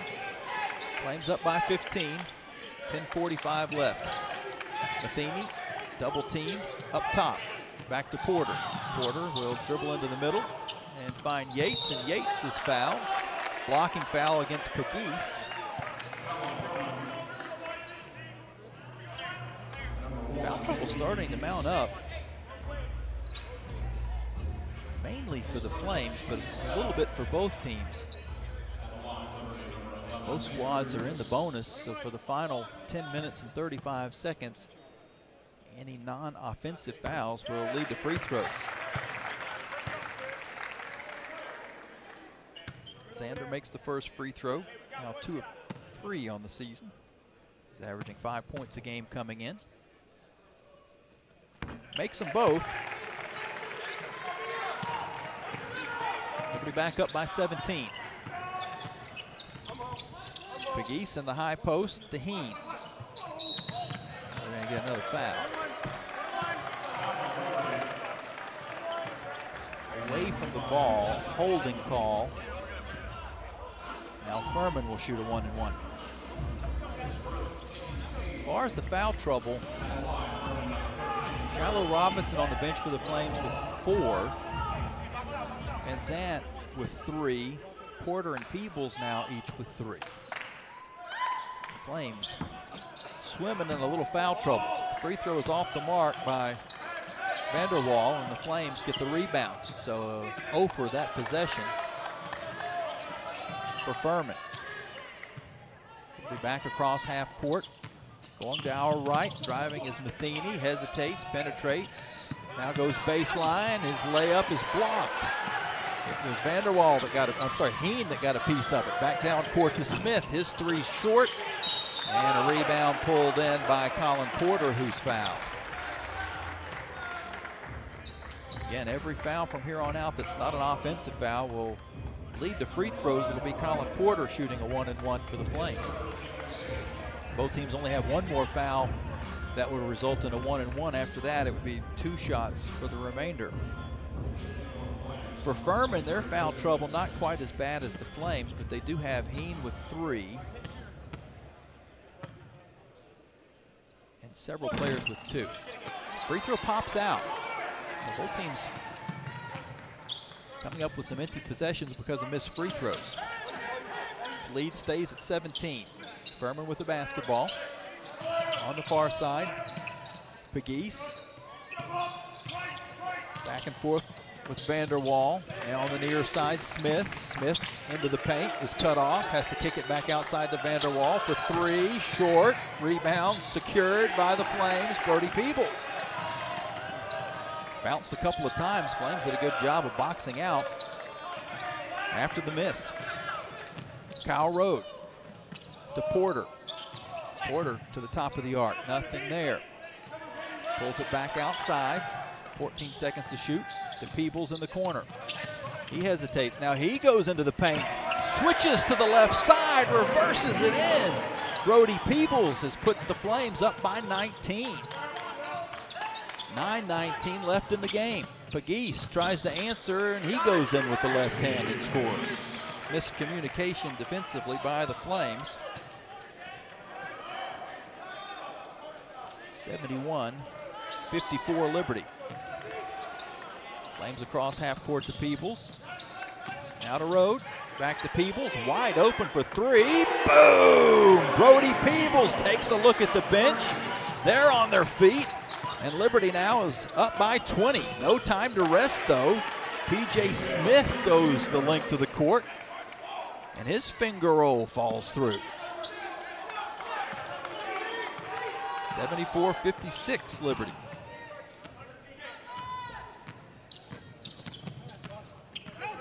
Matheny with the left-handed dribble. Goes right.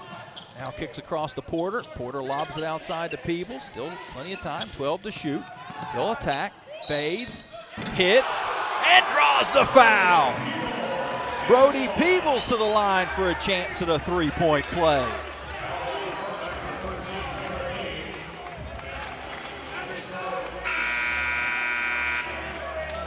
Peebles, one of three Flames in double digits. Kyle Rhodes approaching the 20-point mark. He's got 19.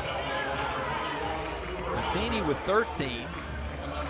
Peebles with 14. Foster leads all players for Furman with 23. Brody Peebles has played through foul trouble throughout this game. He picked up 2 fouls in the opening minutes. A couple minutes into the game, he had 2.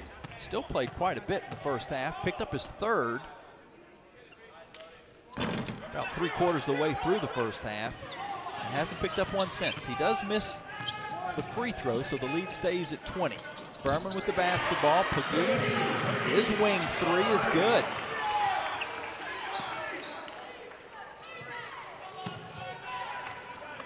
Back to a 17-point Liberty lead. 76-59. Flames content to run a little clock. Cleveland will drive into the basket. Picked up his dribble. Comes back outside to Yates. Yates tried to hand it off to Van Zant. It's taken away. Miscommunication. The pass was then fumbled. Furman with the ball. Three-pointer Pegues. Missed it badly. Liberty with the board. Again, they'll slow things down. Matheny gets it across half court. Waits for a screen. Porter and Rode getting a rest at the moment, but they're right back at the scorer's table, a very brief rest. Matheny gonna drive. He gets to the hoop on the right side, lays it in. Quick first step by Caden Matheny. And then rockets to the hoop and scores. Back the other way, the Paladins will draw a foul. Time is of a factor for sure for Furman, but even if they were winning, they still are a team that likes to move quickly. Even after a made basket, they're back attacking within a couple of seconds. They don't use a lot of shot clock. They'll be shooting a couple of free throws when we return from this timeout. 7:01 to go in the game. Liberty 78, Furman 59 here on the Liberty Flames Sports Network from Van Wagner. Move those coffee chains, Flames fans, and go local.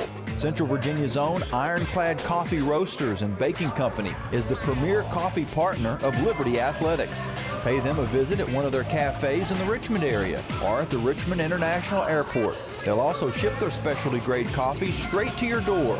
Visit ironcladcoffee.com, that's www.ironcladcoffee.com, to check out the coffee Flames fans are talking about. Curious about the housing market in Central Virginia? The caring, competent, trusted advisors at Carl Miller Realty have over 100 years of combined experience. We are committed to helping clients make informed housing decisions. For a winning game plan and to discover the value of your home, visit carlmillerrealty.com to make your next move a slam dunk with our winning team. That's carlmillerrealty.com.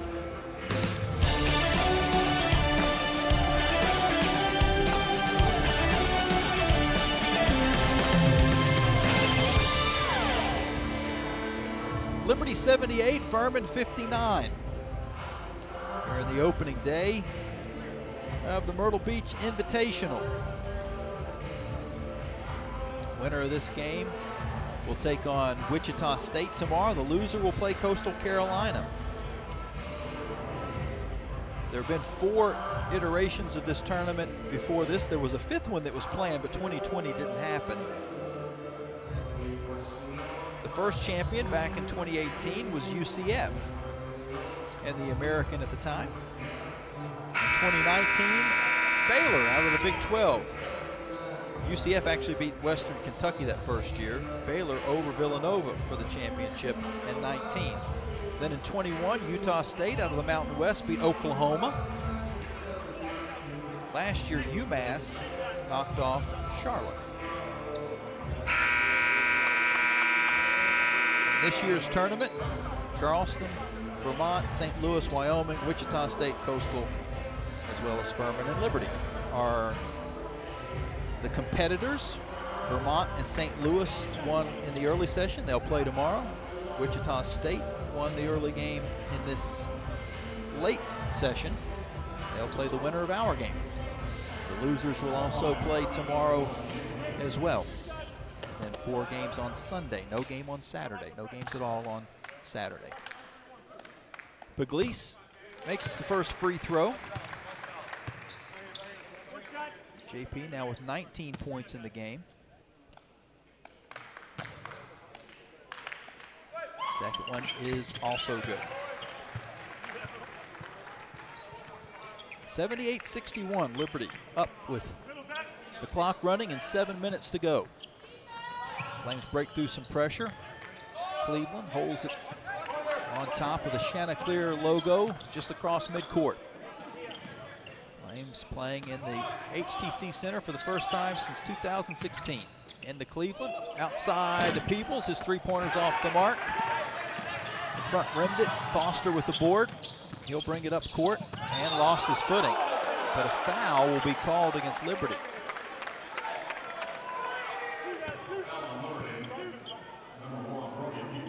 That'll be the 4th personal foul against Peebles, and some free throws coming for Furman. Both teams are in the double bonus. 6:34 left. It looks like Brody's going to check out of the game, and Matheny will come in after this first free throw attempt by Foster, which is off the mark. Popped off the back rim. Indeed, Brody will check out. Caden back in. Second free throw is also in and out. Rebound Liberty. The lead stays at 78-61. Pressure again by the Paladins in the backcourt.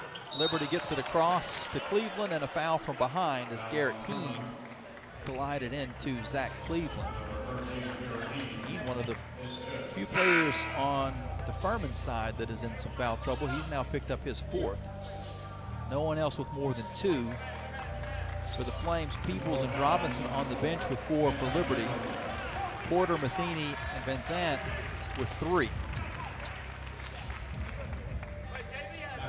Zach Cleveland to the free throw line for a couple. Flames in the game so far, 15 of 22 from the line. Zach's first free throw is off to the right.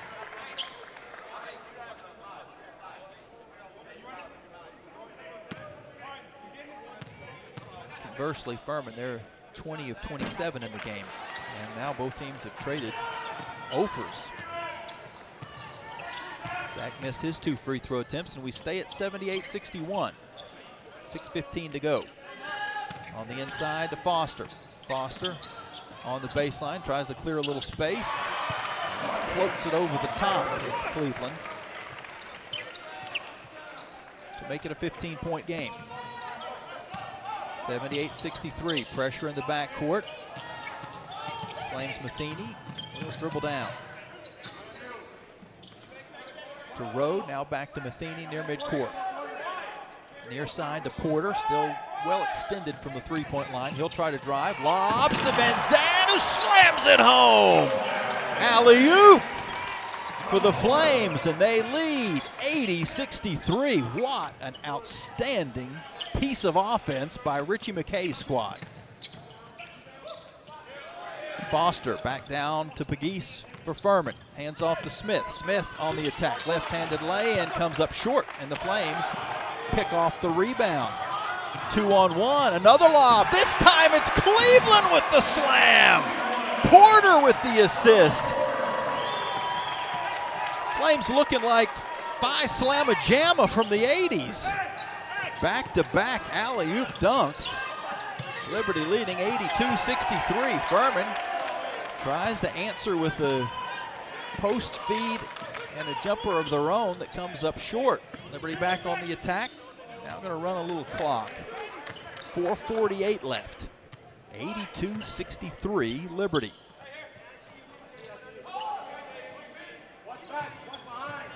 Matheny dribbles between the circles, now takes it into the paint, gives it off to Van Zant. Reverse lay-in, good. Some high-flying offense by the Flames these last couple of possessions.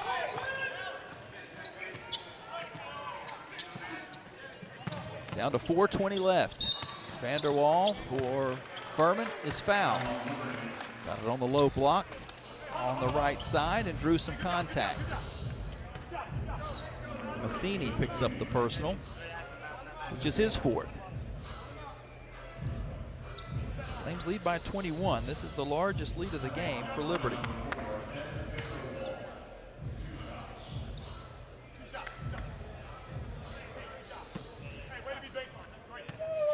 .64-63.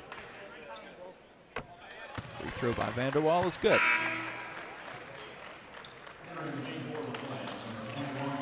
Shallow Robinson will check back in for Liberty, as will Gabriel McKay. Porter, Rode, and Van Zandt on the court. Second free throw misses, but an offensive rebound pulled in by Furman, and the Flames scrap for it and force the tie-up. The arrow will give it back to Liberty.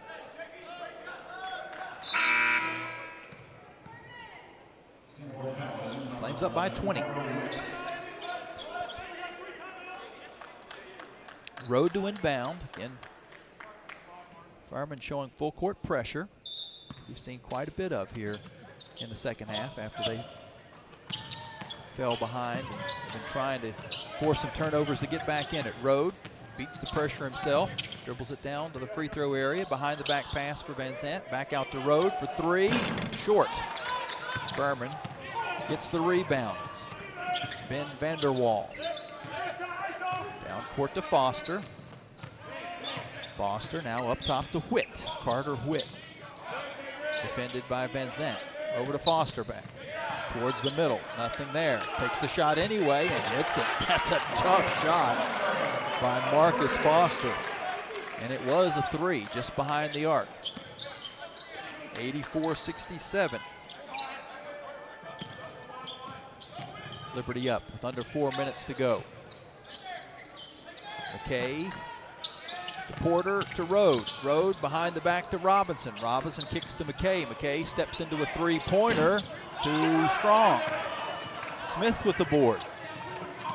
Quickly down court to Whitt for three. He's too short, but an offensive rebound for Furman. They'll reset to Whitt, and he's fouled by Van Zandt. 3:03 left. Van Zandt picks up his fourth personal foul. And that brings us to a media timeout. 84-67 Liberty. 3:03 left in this final game of day one at the Myrtle Beach Invitational. We'll bring those final 3 minutes to you when we come back after this timeout. You're listening to the Liberty Flames Sports Network from Van Wagner.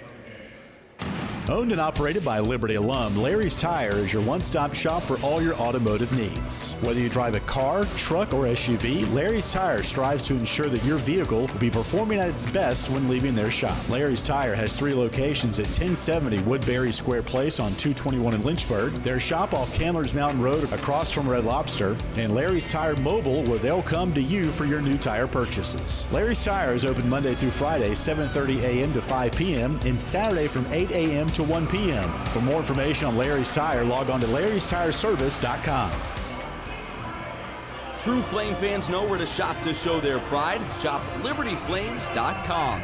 We're your one-stop shop for official Liberty Flames merchandise. Plus, all orders ship free. Go red, white, and blue and visit ShopLibertyFlames.com today. That's ShopLibertyFlames.com. ShopLibertyFlames.com is a proud sponsor of Liberty Athletics. For all your Liberty Flames apparel needs, visit ShopLibertyFlames.com today.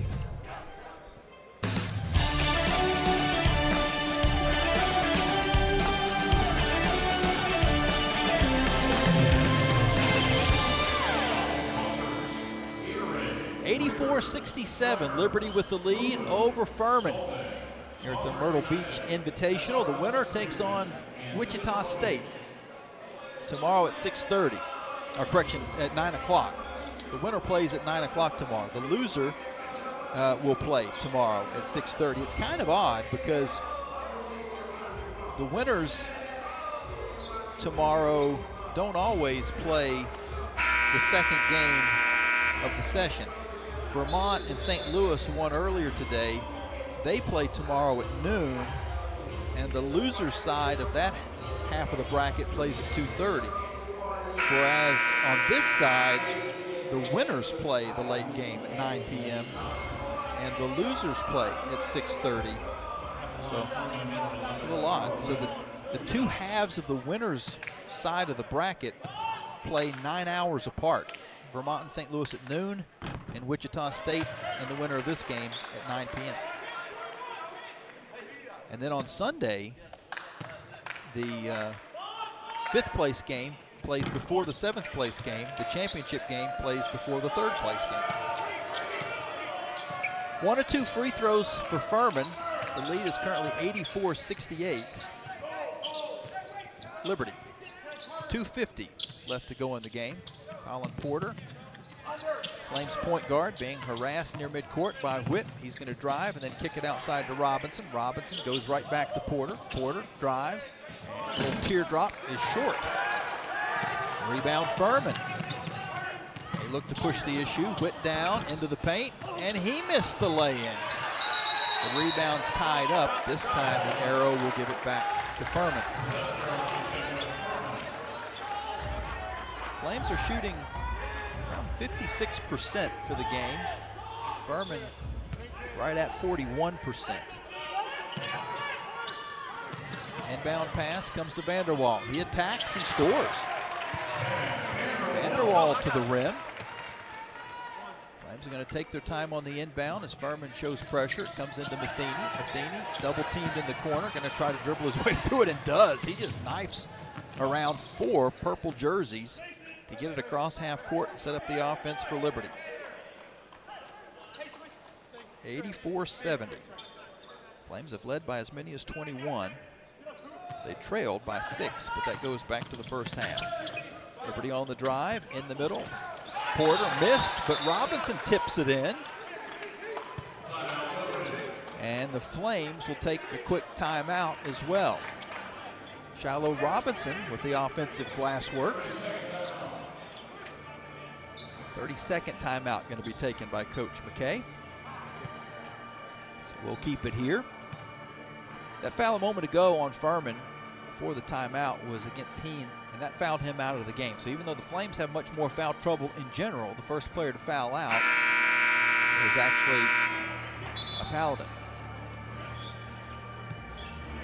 Flames Peebles, Matheny, Robinson, and Van Zandt all with 4.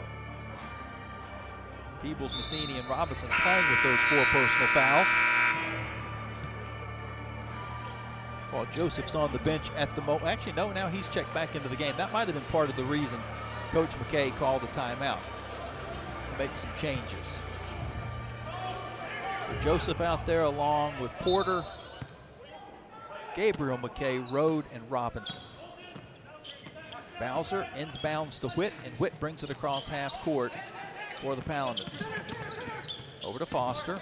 Foster into the paint, draws some contact, and just about every foul now is going to probably foul somebody out of the game.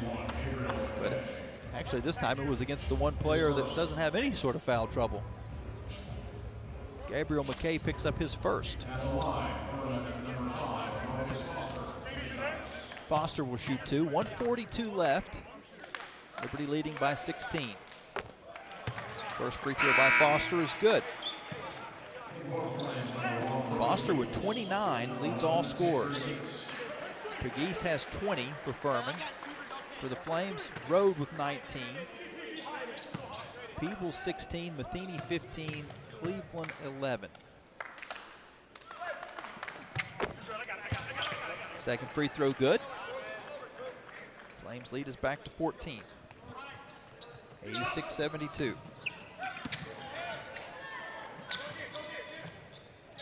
A minute 35 to go in the game. Flames break through some pressure and get it down court to Xander Yates. He's hit across the arm. Yates will shoot two. Teams have been in the bonus since about the midway point of this second half. Been in the double bonus for about 5 minutes. Maybe a little more than that. So the free throw attempts are adding up. Furman's gone to the line 33 times. This will be the 25th and 26th attempts for the Flames. Yates makes the first.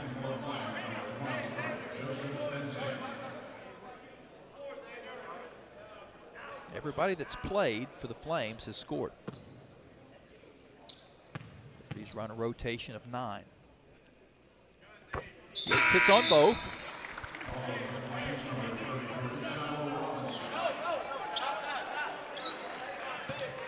Yates now with 7 points in the game. Liberty up 88-72, a minute and a half, and the clock rolling here in the second. Whitt drives on McKay and glides it in. Carter Whitt has played well here in the second half for Furman. But it looks like probably too little too late as we approach the 1 minute mark. Liberty up by 14. Flames number 11. Xander Yates hands off to Porter. Porter will retreat towards midcourt where Smith is guarding him. Down to 7 seconds to shoot. Porter fires it up from NBA range. Air ball out of bounds to Furman. But the positive is the Flames use just about all the shot clock. Down to 46.3 to go in the contest. Porter will check out of the game. Coach McKay comes over and gives him some coaching as he heads to the bench. Furman then throws the ball away. Turnover number 12 for the Paladins. The Flames with only 7. There is about a 7-second difference between the shot clock and game clock. So Liberty will have to do something on this possession as Matheny dribbles it into the paint. Now all the way back outside. Cuts it towards the hoop. Dishes it underneath. Looking for Van Zandt. Stolen away. 12 seconds to go. Foster back up court. He fires a 3 near wing. Short. Robinson with the board. It's knocked away from him. But over to Xander Yates, who holds on to it as time expires. And the Flames get an 88-74 victory over Furman. With the win, the Flames now 3-0 on the year. The Paladins fall to 2-1 after they came off a 99-76 win against Belmont. That looked like an impressive win. Well, this victory for the Flames looks pretty impressive as well. Liberty trailed by as much as 6 in the first half. They led by as many as 21 in the second half, and they get a 14-point victory here in Conway, South Carolina. Liberty will now move on to play Wichita State tomorrow night at 9 p.m. in the winner's bracket. We'll take a timeout, and when we come back, we'll have the Coca-Cola post-game show here on the Liberty Flames Sports Network from Van Wagner. Peary and Woolwine Family Dentistry say go Flames and good luck this season. Peary and Woolwine Family Dentistry provides dental health services including dental implants, cosmetic dentistry, extractions, and more. Their office treats patients of all ages and accepts major dental insurances. Peary and Woolwine Family Dentistry is located at 2229 Mural Road next to EC Glass High School in Lynchburg. You can reach the office by phone at 434-847-5331 and online at PearyFamilyDentistry.com. Right now, there's a child who's alone, a mother who's afraid, and a man who doesn't have a friend in the world.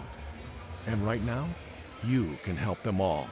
Send Relief inspires, equips, and trains champions for Christ, just like you, to meet physical needs all around the world while sharing the hope of the gospel. To learn more, go to sendrelief.org. That's sendrelief.org. Live radio coverage of Liberty Flames basketball will continue after this 1-minute timeout on the Liberty Flames Sports Network from Van Wagner. Century Exteriors offers exterior home renovations, including but not limited to gutters, roofing, siding, home additions, and much more. Century Exteriors makes the process seamless. Call 434-239-6722 for a free on-site estimate or visit us at centuryexteriors.com and Century Exteriors on Facebook and Instagram. Fast. This is business today. Unpredictable. Always changing. Shifting trends and technologies are pushing aside old rules. The unexpected is the new normal. At Segra, we'll help you navigate a complex future with state-of-the-art voice, internet, and data protection solutions. We know you have dreams, and we see your potential. To learn about Segra's extensive fiber network for your business and our next-generation technologies, visit Segra.com, proud partner of Liberty University.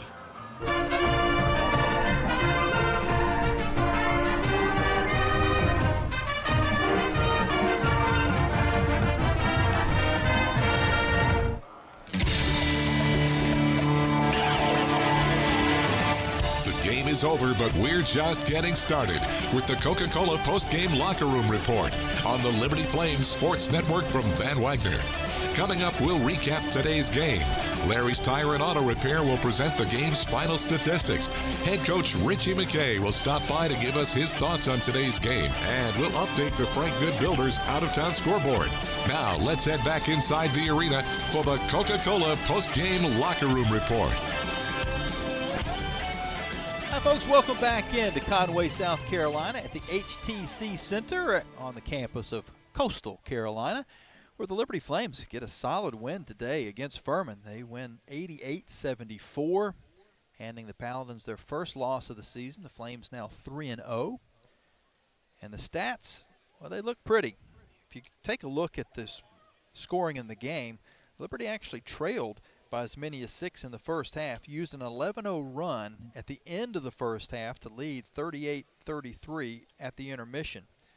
And then the Paladins were able to, after Liberty pushed out to a 12-point lead, Paladins were able to chip it down. They got it within 6 after a 6-0 run of their own, and then it was all Liberty from that point. The Flames led by as many as 21, 84-63.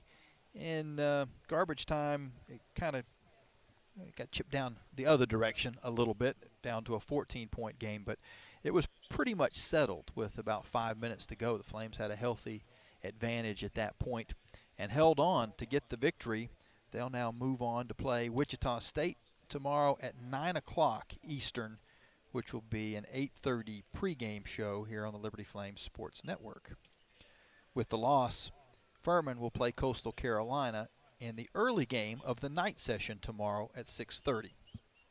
Jason Prill back in the studio will get us a complete look at where this tournament is, the scores from earlier today, as well as any scores from around the country of significance, and that'll be coming up during our next segment here on the Coca-Cola Locker Room Report. But first, let's give you the stats. Let's start off outdoors, outside. How about your Century Exteriors perimeter shooting for the Flames? They finish up 9 of 24 from outside the arc. Paladins were 6 of 24. 37% for the Flames, 37.5, 25% for Furman. Overall shooting was 54% Liberty, 42% Furman. At the free throw line, the Paladins were 24 of 33. They did have the advantage there. The Flames 17 of 26, and with those 17 free throws, that means another 1,700 meals through the Food Lion Feeds Score to Give More campaign.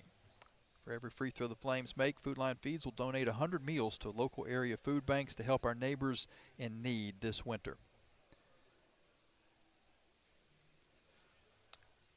Taking a look at the turnovers, Liberty finished up the game with only 8 turnovers. They forced 12. Points off turnovers, 11-4 in favor of Liberty. Points in the paint, 40-30 Flames. Second chance points, 10-9 to Furman. Fast break points, 9-7 in favor of Furman. But that's a category that I'm sure the Paladins would love to see 30 points higher than that. They want to be able to get up and down the floor and create some easy offense, and the Flames stopped them from doing that for the most part in this game. Bench points, 32-8 Liberty. Rebounding, Furman did eventually slip ahead in that category. It was close throughout, but they finished the game with a 35-33 advantage in the paint and an 8-4 advantage in offensive boards that led to them outscoring the Flames in second chance points by 1. Again, the biggest lead for Furman was 6. The biggest lead for the Flames was 21. We had 7 lead changes. We're tied 6 times. Of the 40 minutes, the Flames led 21 minutes and 40 seconds. Furman led just under 13 minutes of the game, most of that, matter of fact, all of that, in the first half. The leading scorer was Marcus Foster for Furman. He finishes up the game with 30 points. J.P. Pegues had 20. Vanderwall with 9. Those are the leading scorers for Furman. For the Flames, 4 players in double digits. Kyle Rode with 19. Brody Peebles with 16. Caden Matheny with 15. And Zach Cleveland with 11. The Flames' leading rebounder was also Zach Cleveland. He had 6 boards. Vanderwall, his 8 led all rebounders in the game. 8 assists for Colin Porter. He paced all players in that category. So that is a look at your Frank Good Builders your Larry's Tire and Auto stats. Getting ahead of myself. The Frank Good Builders is coming up after this timeout with Jason Prill back in the studio one more time. Before we take this break, let me tell you that the Flames get the win, 88-74 over Furman here in the Myrtle Beach Invitational. Back with those scores right after this here on the Liberty Flames Sports Network from Van Wagner. The Oasis Student Apartments is a proud partner of Liberty Athletics. The Oasis offers community apartments designed exclusively for college students. Roommates experience an all-inclusive lifestyle, including individual bedrooms, lightning-fast internet, washer and dryer, 24/7 gym, and spaces that come fully furnished. The Oasis is 1 mile from Liberty University on Candler's Mountain Road and is offering rooms for the 23-24 school year. The Oasis can be reached at 434-329-7979 and at viewcommunities.com. Thompson Brooks Insurance has been serving Virginia for over 35 years, helping individuals and businesses with their insurance and investment needs. The team at Thompson Brooks is experienced in understanding Medicare, retirement planning, life insurance, the healthcare marketplace, and group insurance benefits. Call Thompson Brooks Insurance at 434-385-8500. That's 434-385-8500, or visit them online at thompsonbrooksinsurance.com. Thompson Brooks Insurance, planning today for tomorrow. Live radio coverage of Liberty Flames basketball will continue after this 1-minute timeout on the Liberty Flames Sports Network from Van Wagner. If you're purchasing or refinancing a home, you need a neighbor you can count on. Choose Joe Yock at Alcova Mortgage. You'll get a dedicated home loan expert to help you understand the options and access to online tools that make it easy. Call 434-258-3549 or visit alcova.com/JoeJ. That's Joe Yock, NMLS ID 315849, Alcova Mortgage, NMLS ID 40508, NMLSConsumerAccess.org, Equal Housing Lender. I'm Bob Davis. If you're considering improving your backyard, AquaPros has just what you need. For the grilling devotee, nothing beats the big green egg. Everything tastes better when it's cooked on a big green egg. AquaPros has the full line of green egg grills, charcoal, and accessories. Since 1985, AquaPros has been the source for the world's greatest hot tub, American-made marquee spas. Stop into any of AquaPros 4 showrooms today and make your home a fun and relaxing resort. The Coca-Cola post-game locker room report continues with a final check of the Frank Good Builders out-of-town scoreboard. Welcome back inside the studio. Liberty tonight, 88-74 victors over the Furman Paladins as the Flames move to 3-0 and advance into the winner's bracket of the Myrtle Beach Invitational. Time for a quick check of the Frank Good Builders out-of-town scoreboard. As well, not much going on in the realm of college basketball this evening, at least not in the conferences that we typically follow. So we'll start first in Conference USA. Only one game going on. It's got 6 minutes left to go in the second half as Louisiana Tech leading 59-51 over UL Monroe. Both of those teams 1-1 on the season as the Bulldogs try to get their second win of the season. Taking a look inside the state of Virginia at the ACC, UVA, what are they known for? Defense. And they showed out tonight as Texas Southern didn't get 20 points in either half. 62-33, the final score from John Paul Jones Arena out in Charlottesville as the Cavaliers pick up their fourth victory of the season. In the top 25, only one game in action tonight, and it has gone final as well. Number 6 Houston knocks off Towson 65-49 as the 6th-ranked Cougars improve to 4-0 down in Charleston, South Carolina as part of the Shriners Children's Charleston Classic. In the bracket for the Flames, as they partake in the Myrtle Beach Invitational, 3 other games happened earlier today. Vermont and Charleston. It was Vermont who walked away with a 73-64 victory as they will go on to face St. Louis, who won 79-69 over Wyoming. So it'll be Vermont and St. Louis in semifinal number 1, and Charleston and Wyoming in the first of 2 consolation games. On the bottom half of the bracket, Wichita State and Coastal Carolina, they tipped off in the game right before Liberty took the floor. And Wichita State traveling halfway across the country, knocking off the host team 74-68.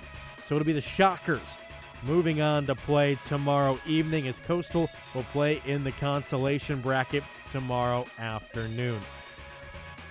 Which means the Shockers will play Liberty and Coastal will play Furman as the Flames and Wichita State will square off tomorrow night, Friday, November 17th at 9 p.m.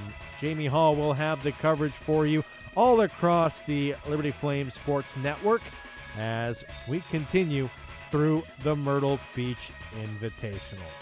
That's all the time we have for the Frank Good Builders out-of-town scoreboard as Liberty once again wins it tonight 88-74. And when we come back, we'll toss it back out to Conway, South Carolina, where Jamie Hall will be standing by with some more stats and the coaches and players post-game interviews. So don't go anywhere.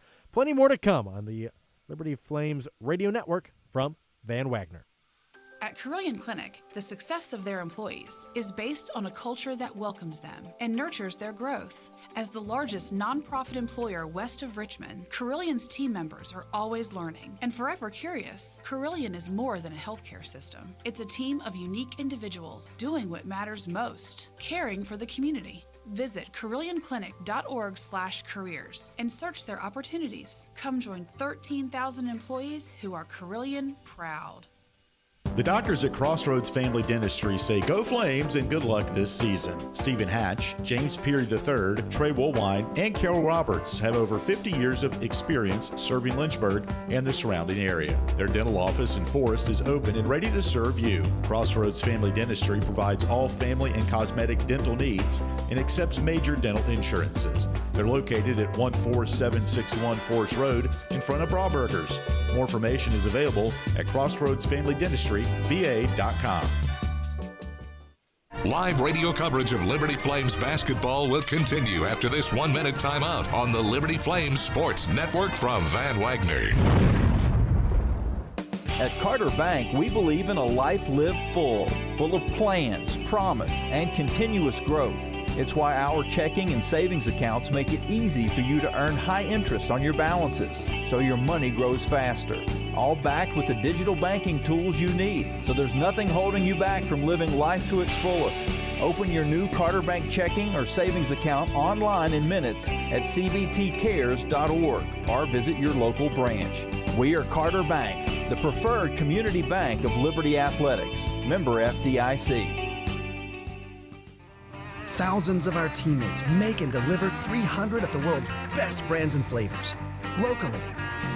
From the heartland to the coast, in big cities and small towns.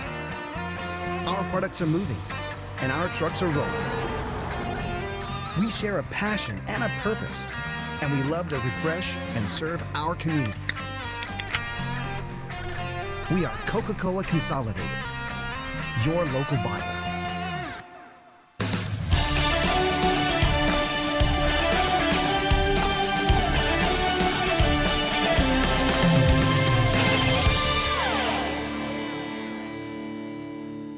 Welcome back into the HTC Center here in Conway, South Carolina, where your Liberty Flames got a victory of 88-74 over the Furman Paladins and move now into the winner's side of this Myrtle Beach Invitational.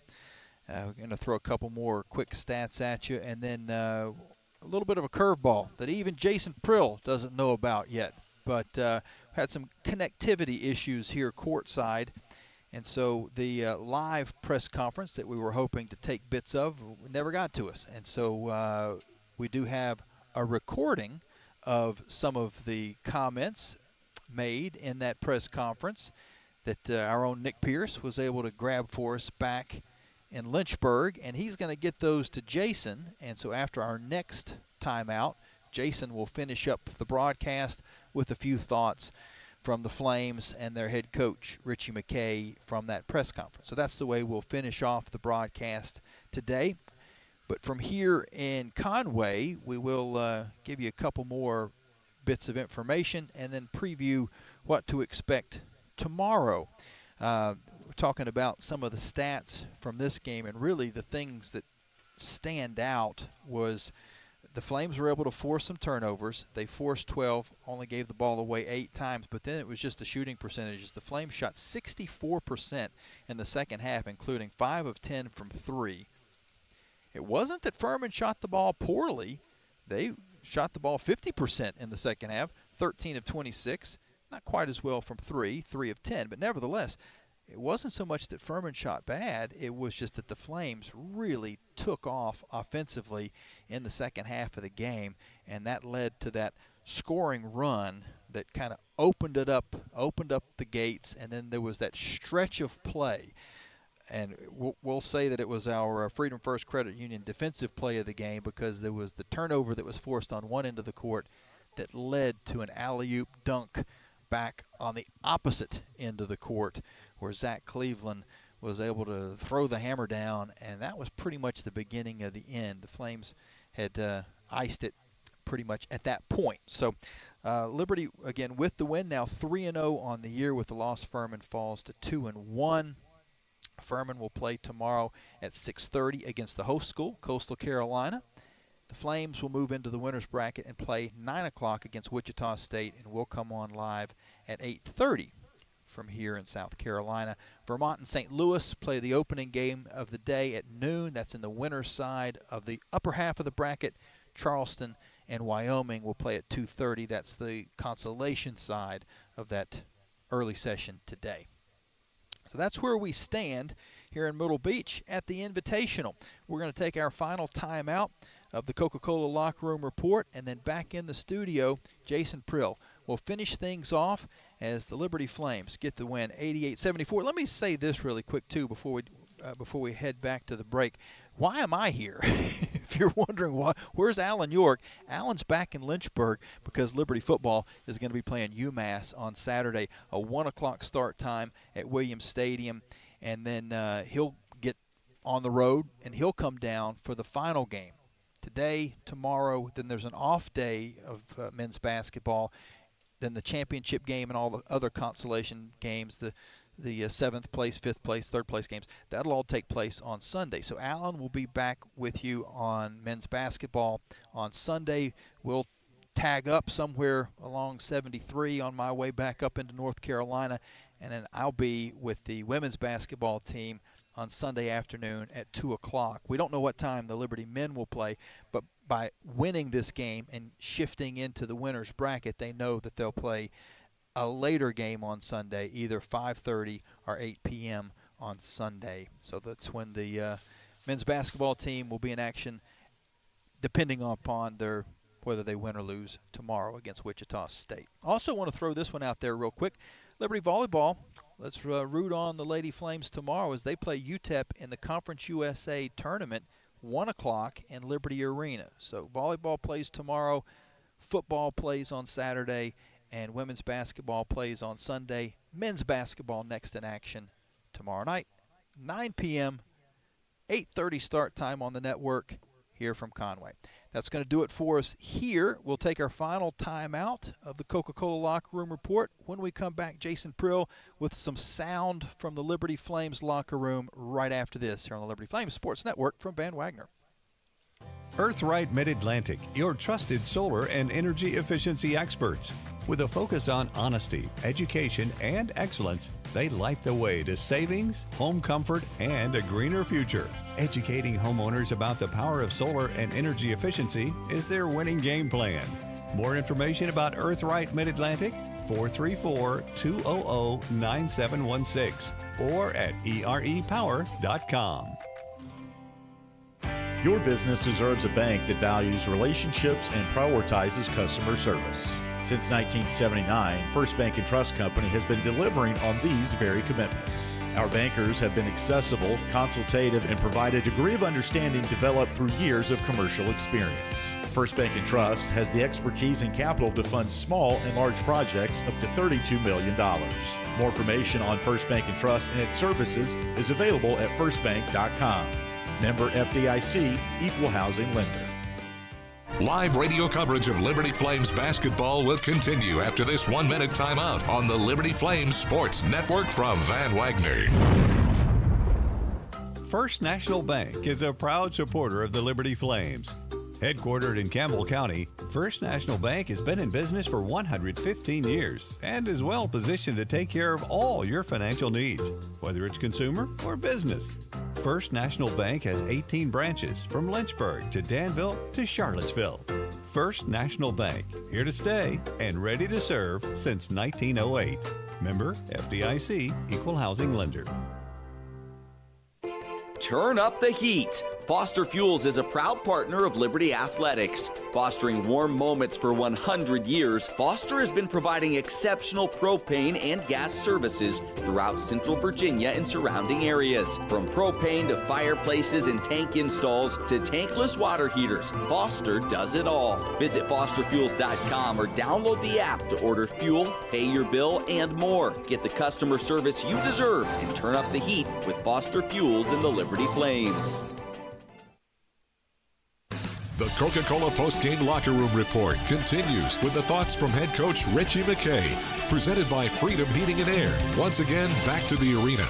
Actually back in the studio as we wrap up the broadcast tonight. Liberty 88, Furman 74, your final down in Conway, South Carolina. The final game of the day in the Myrtle Beach Invitational. Right now, though, it's time to head on down to the locker room and the media room where Richie McKay, Cal Matheny, and Kyle Rode are standing by with the media.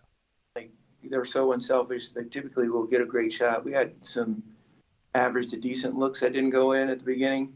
But I think kind of towards the end of the half, we reeled in a little bit, saw a couple go in, and got a little bit more intentional about the other end, because you can't rest against Furman. You just can't. They have too many good players, and their actions are too sound. Like, if you rest, you're gonna get scored on. So I think we did a little better job.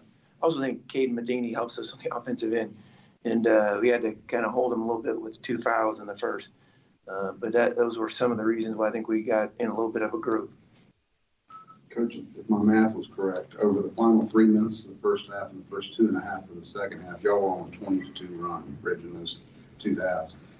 I know it's a 40-minute game, but how satisfying and important is it to close out a half and then turn right back around and start a second half that way? Yeah, I think that's a great observation. Are you sure it was 20-2? I think so. Like I said, if my math I think it was correct. 19. No, I'm just kidding. Trust me, I'm a word guy.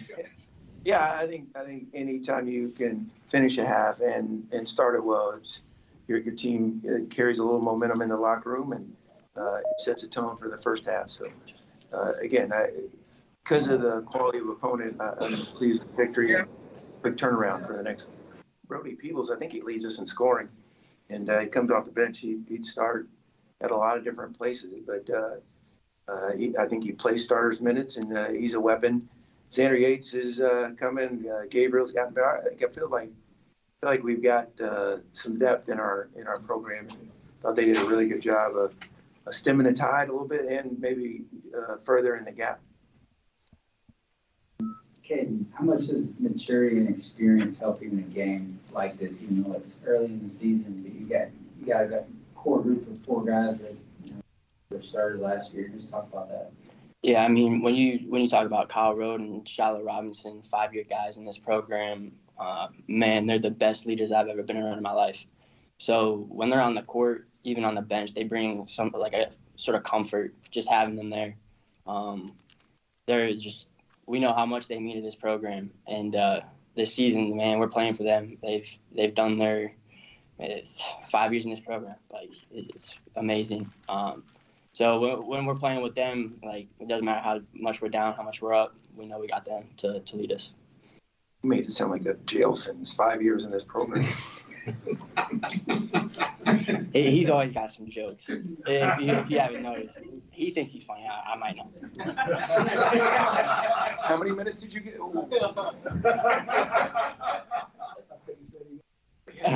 See, like, he likes to say that, but I can get talking.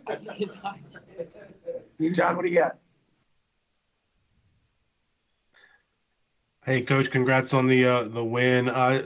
You talked a lot about just the balance of the team in scoring, and how difficult does that make you to defend when you got 4 or 5 guys on the court at any one time that can make shots?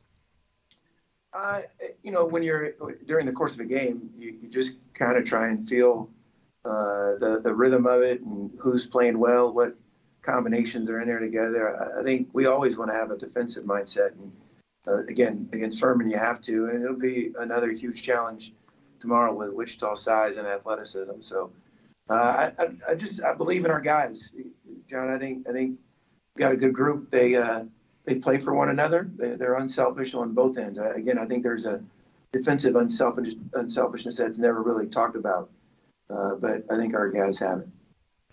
That was Richie McKay, Caden Matheny, and Kyle Rode in the post-game media room as Liberty wins it tonight 88-74 and move into the winner's bracket of the Myrtle Beach Invitational. They will play again tomorrow night against Wichita State. You heard Coach Richie McKay mention that right near the end of that press conference.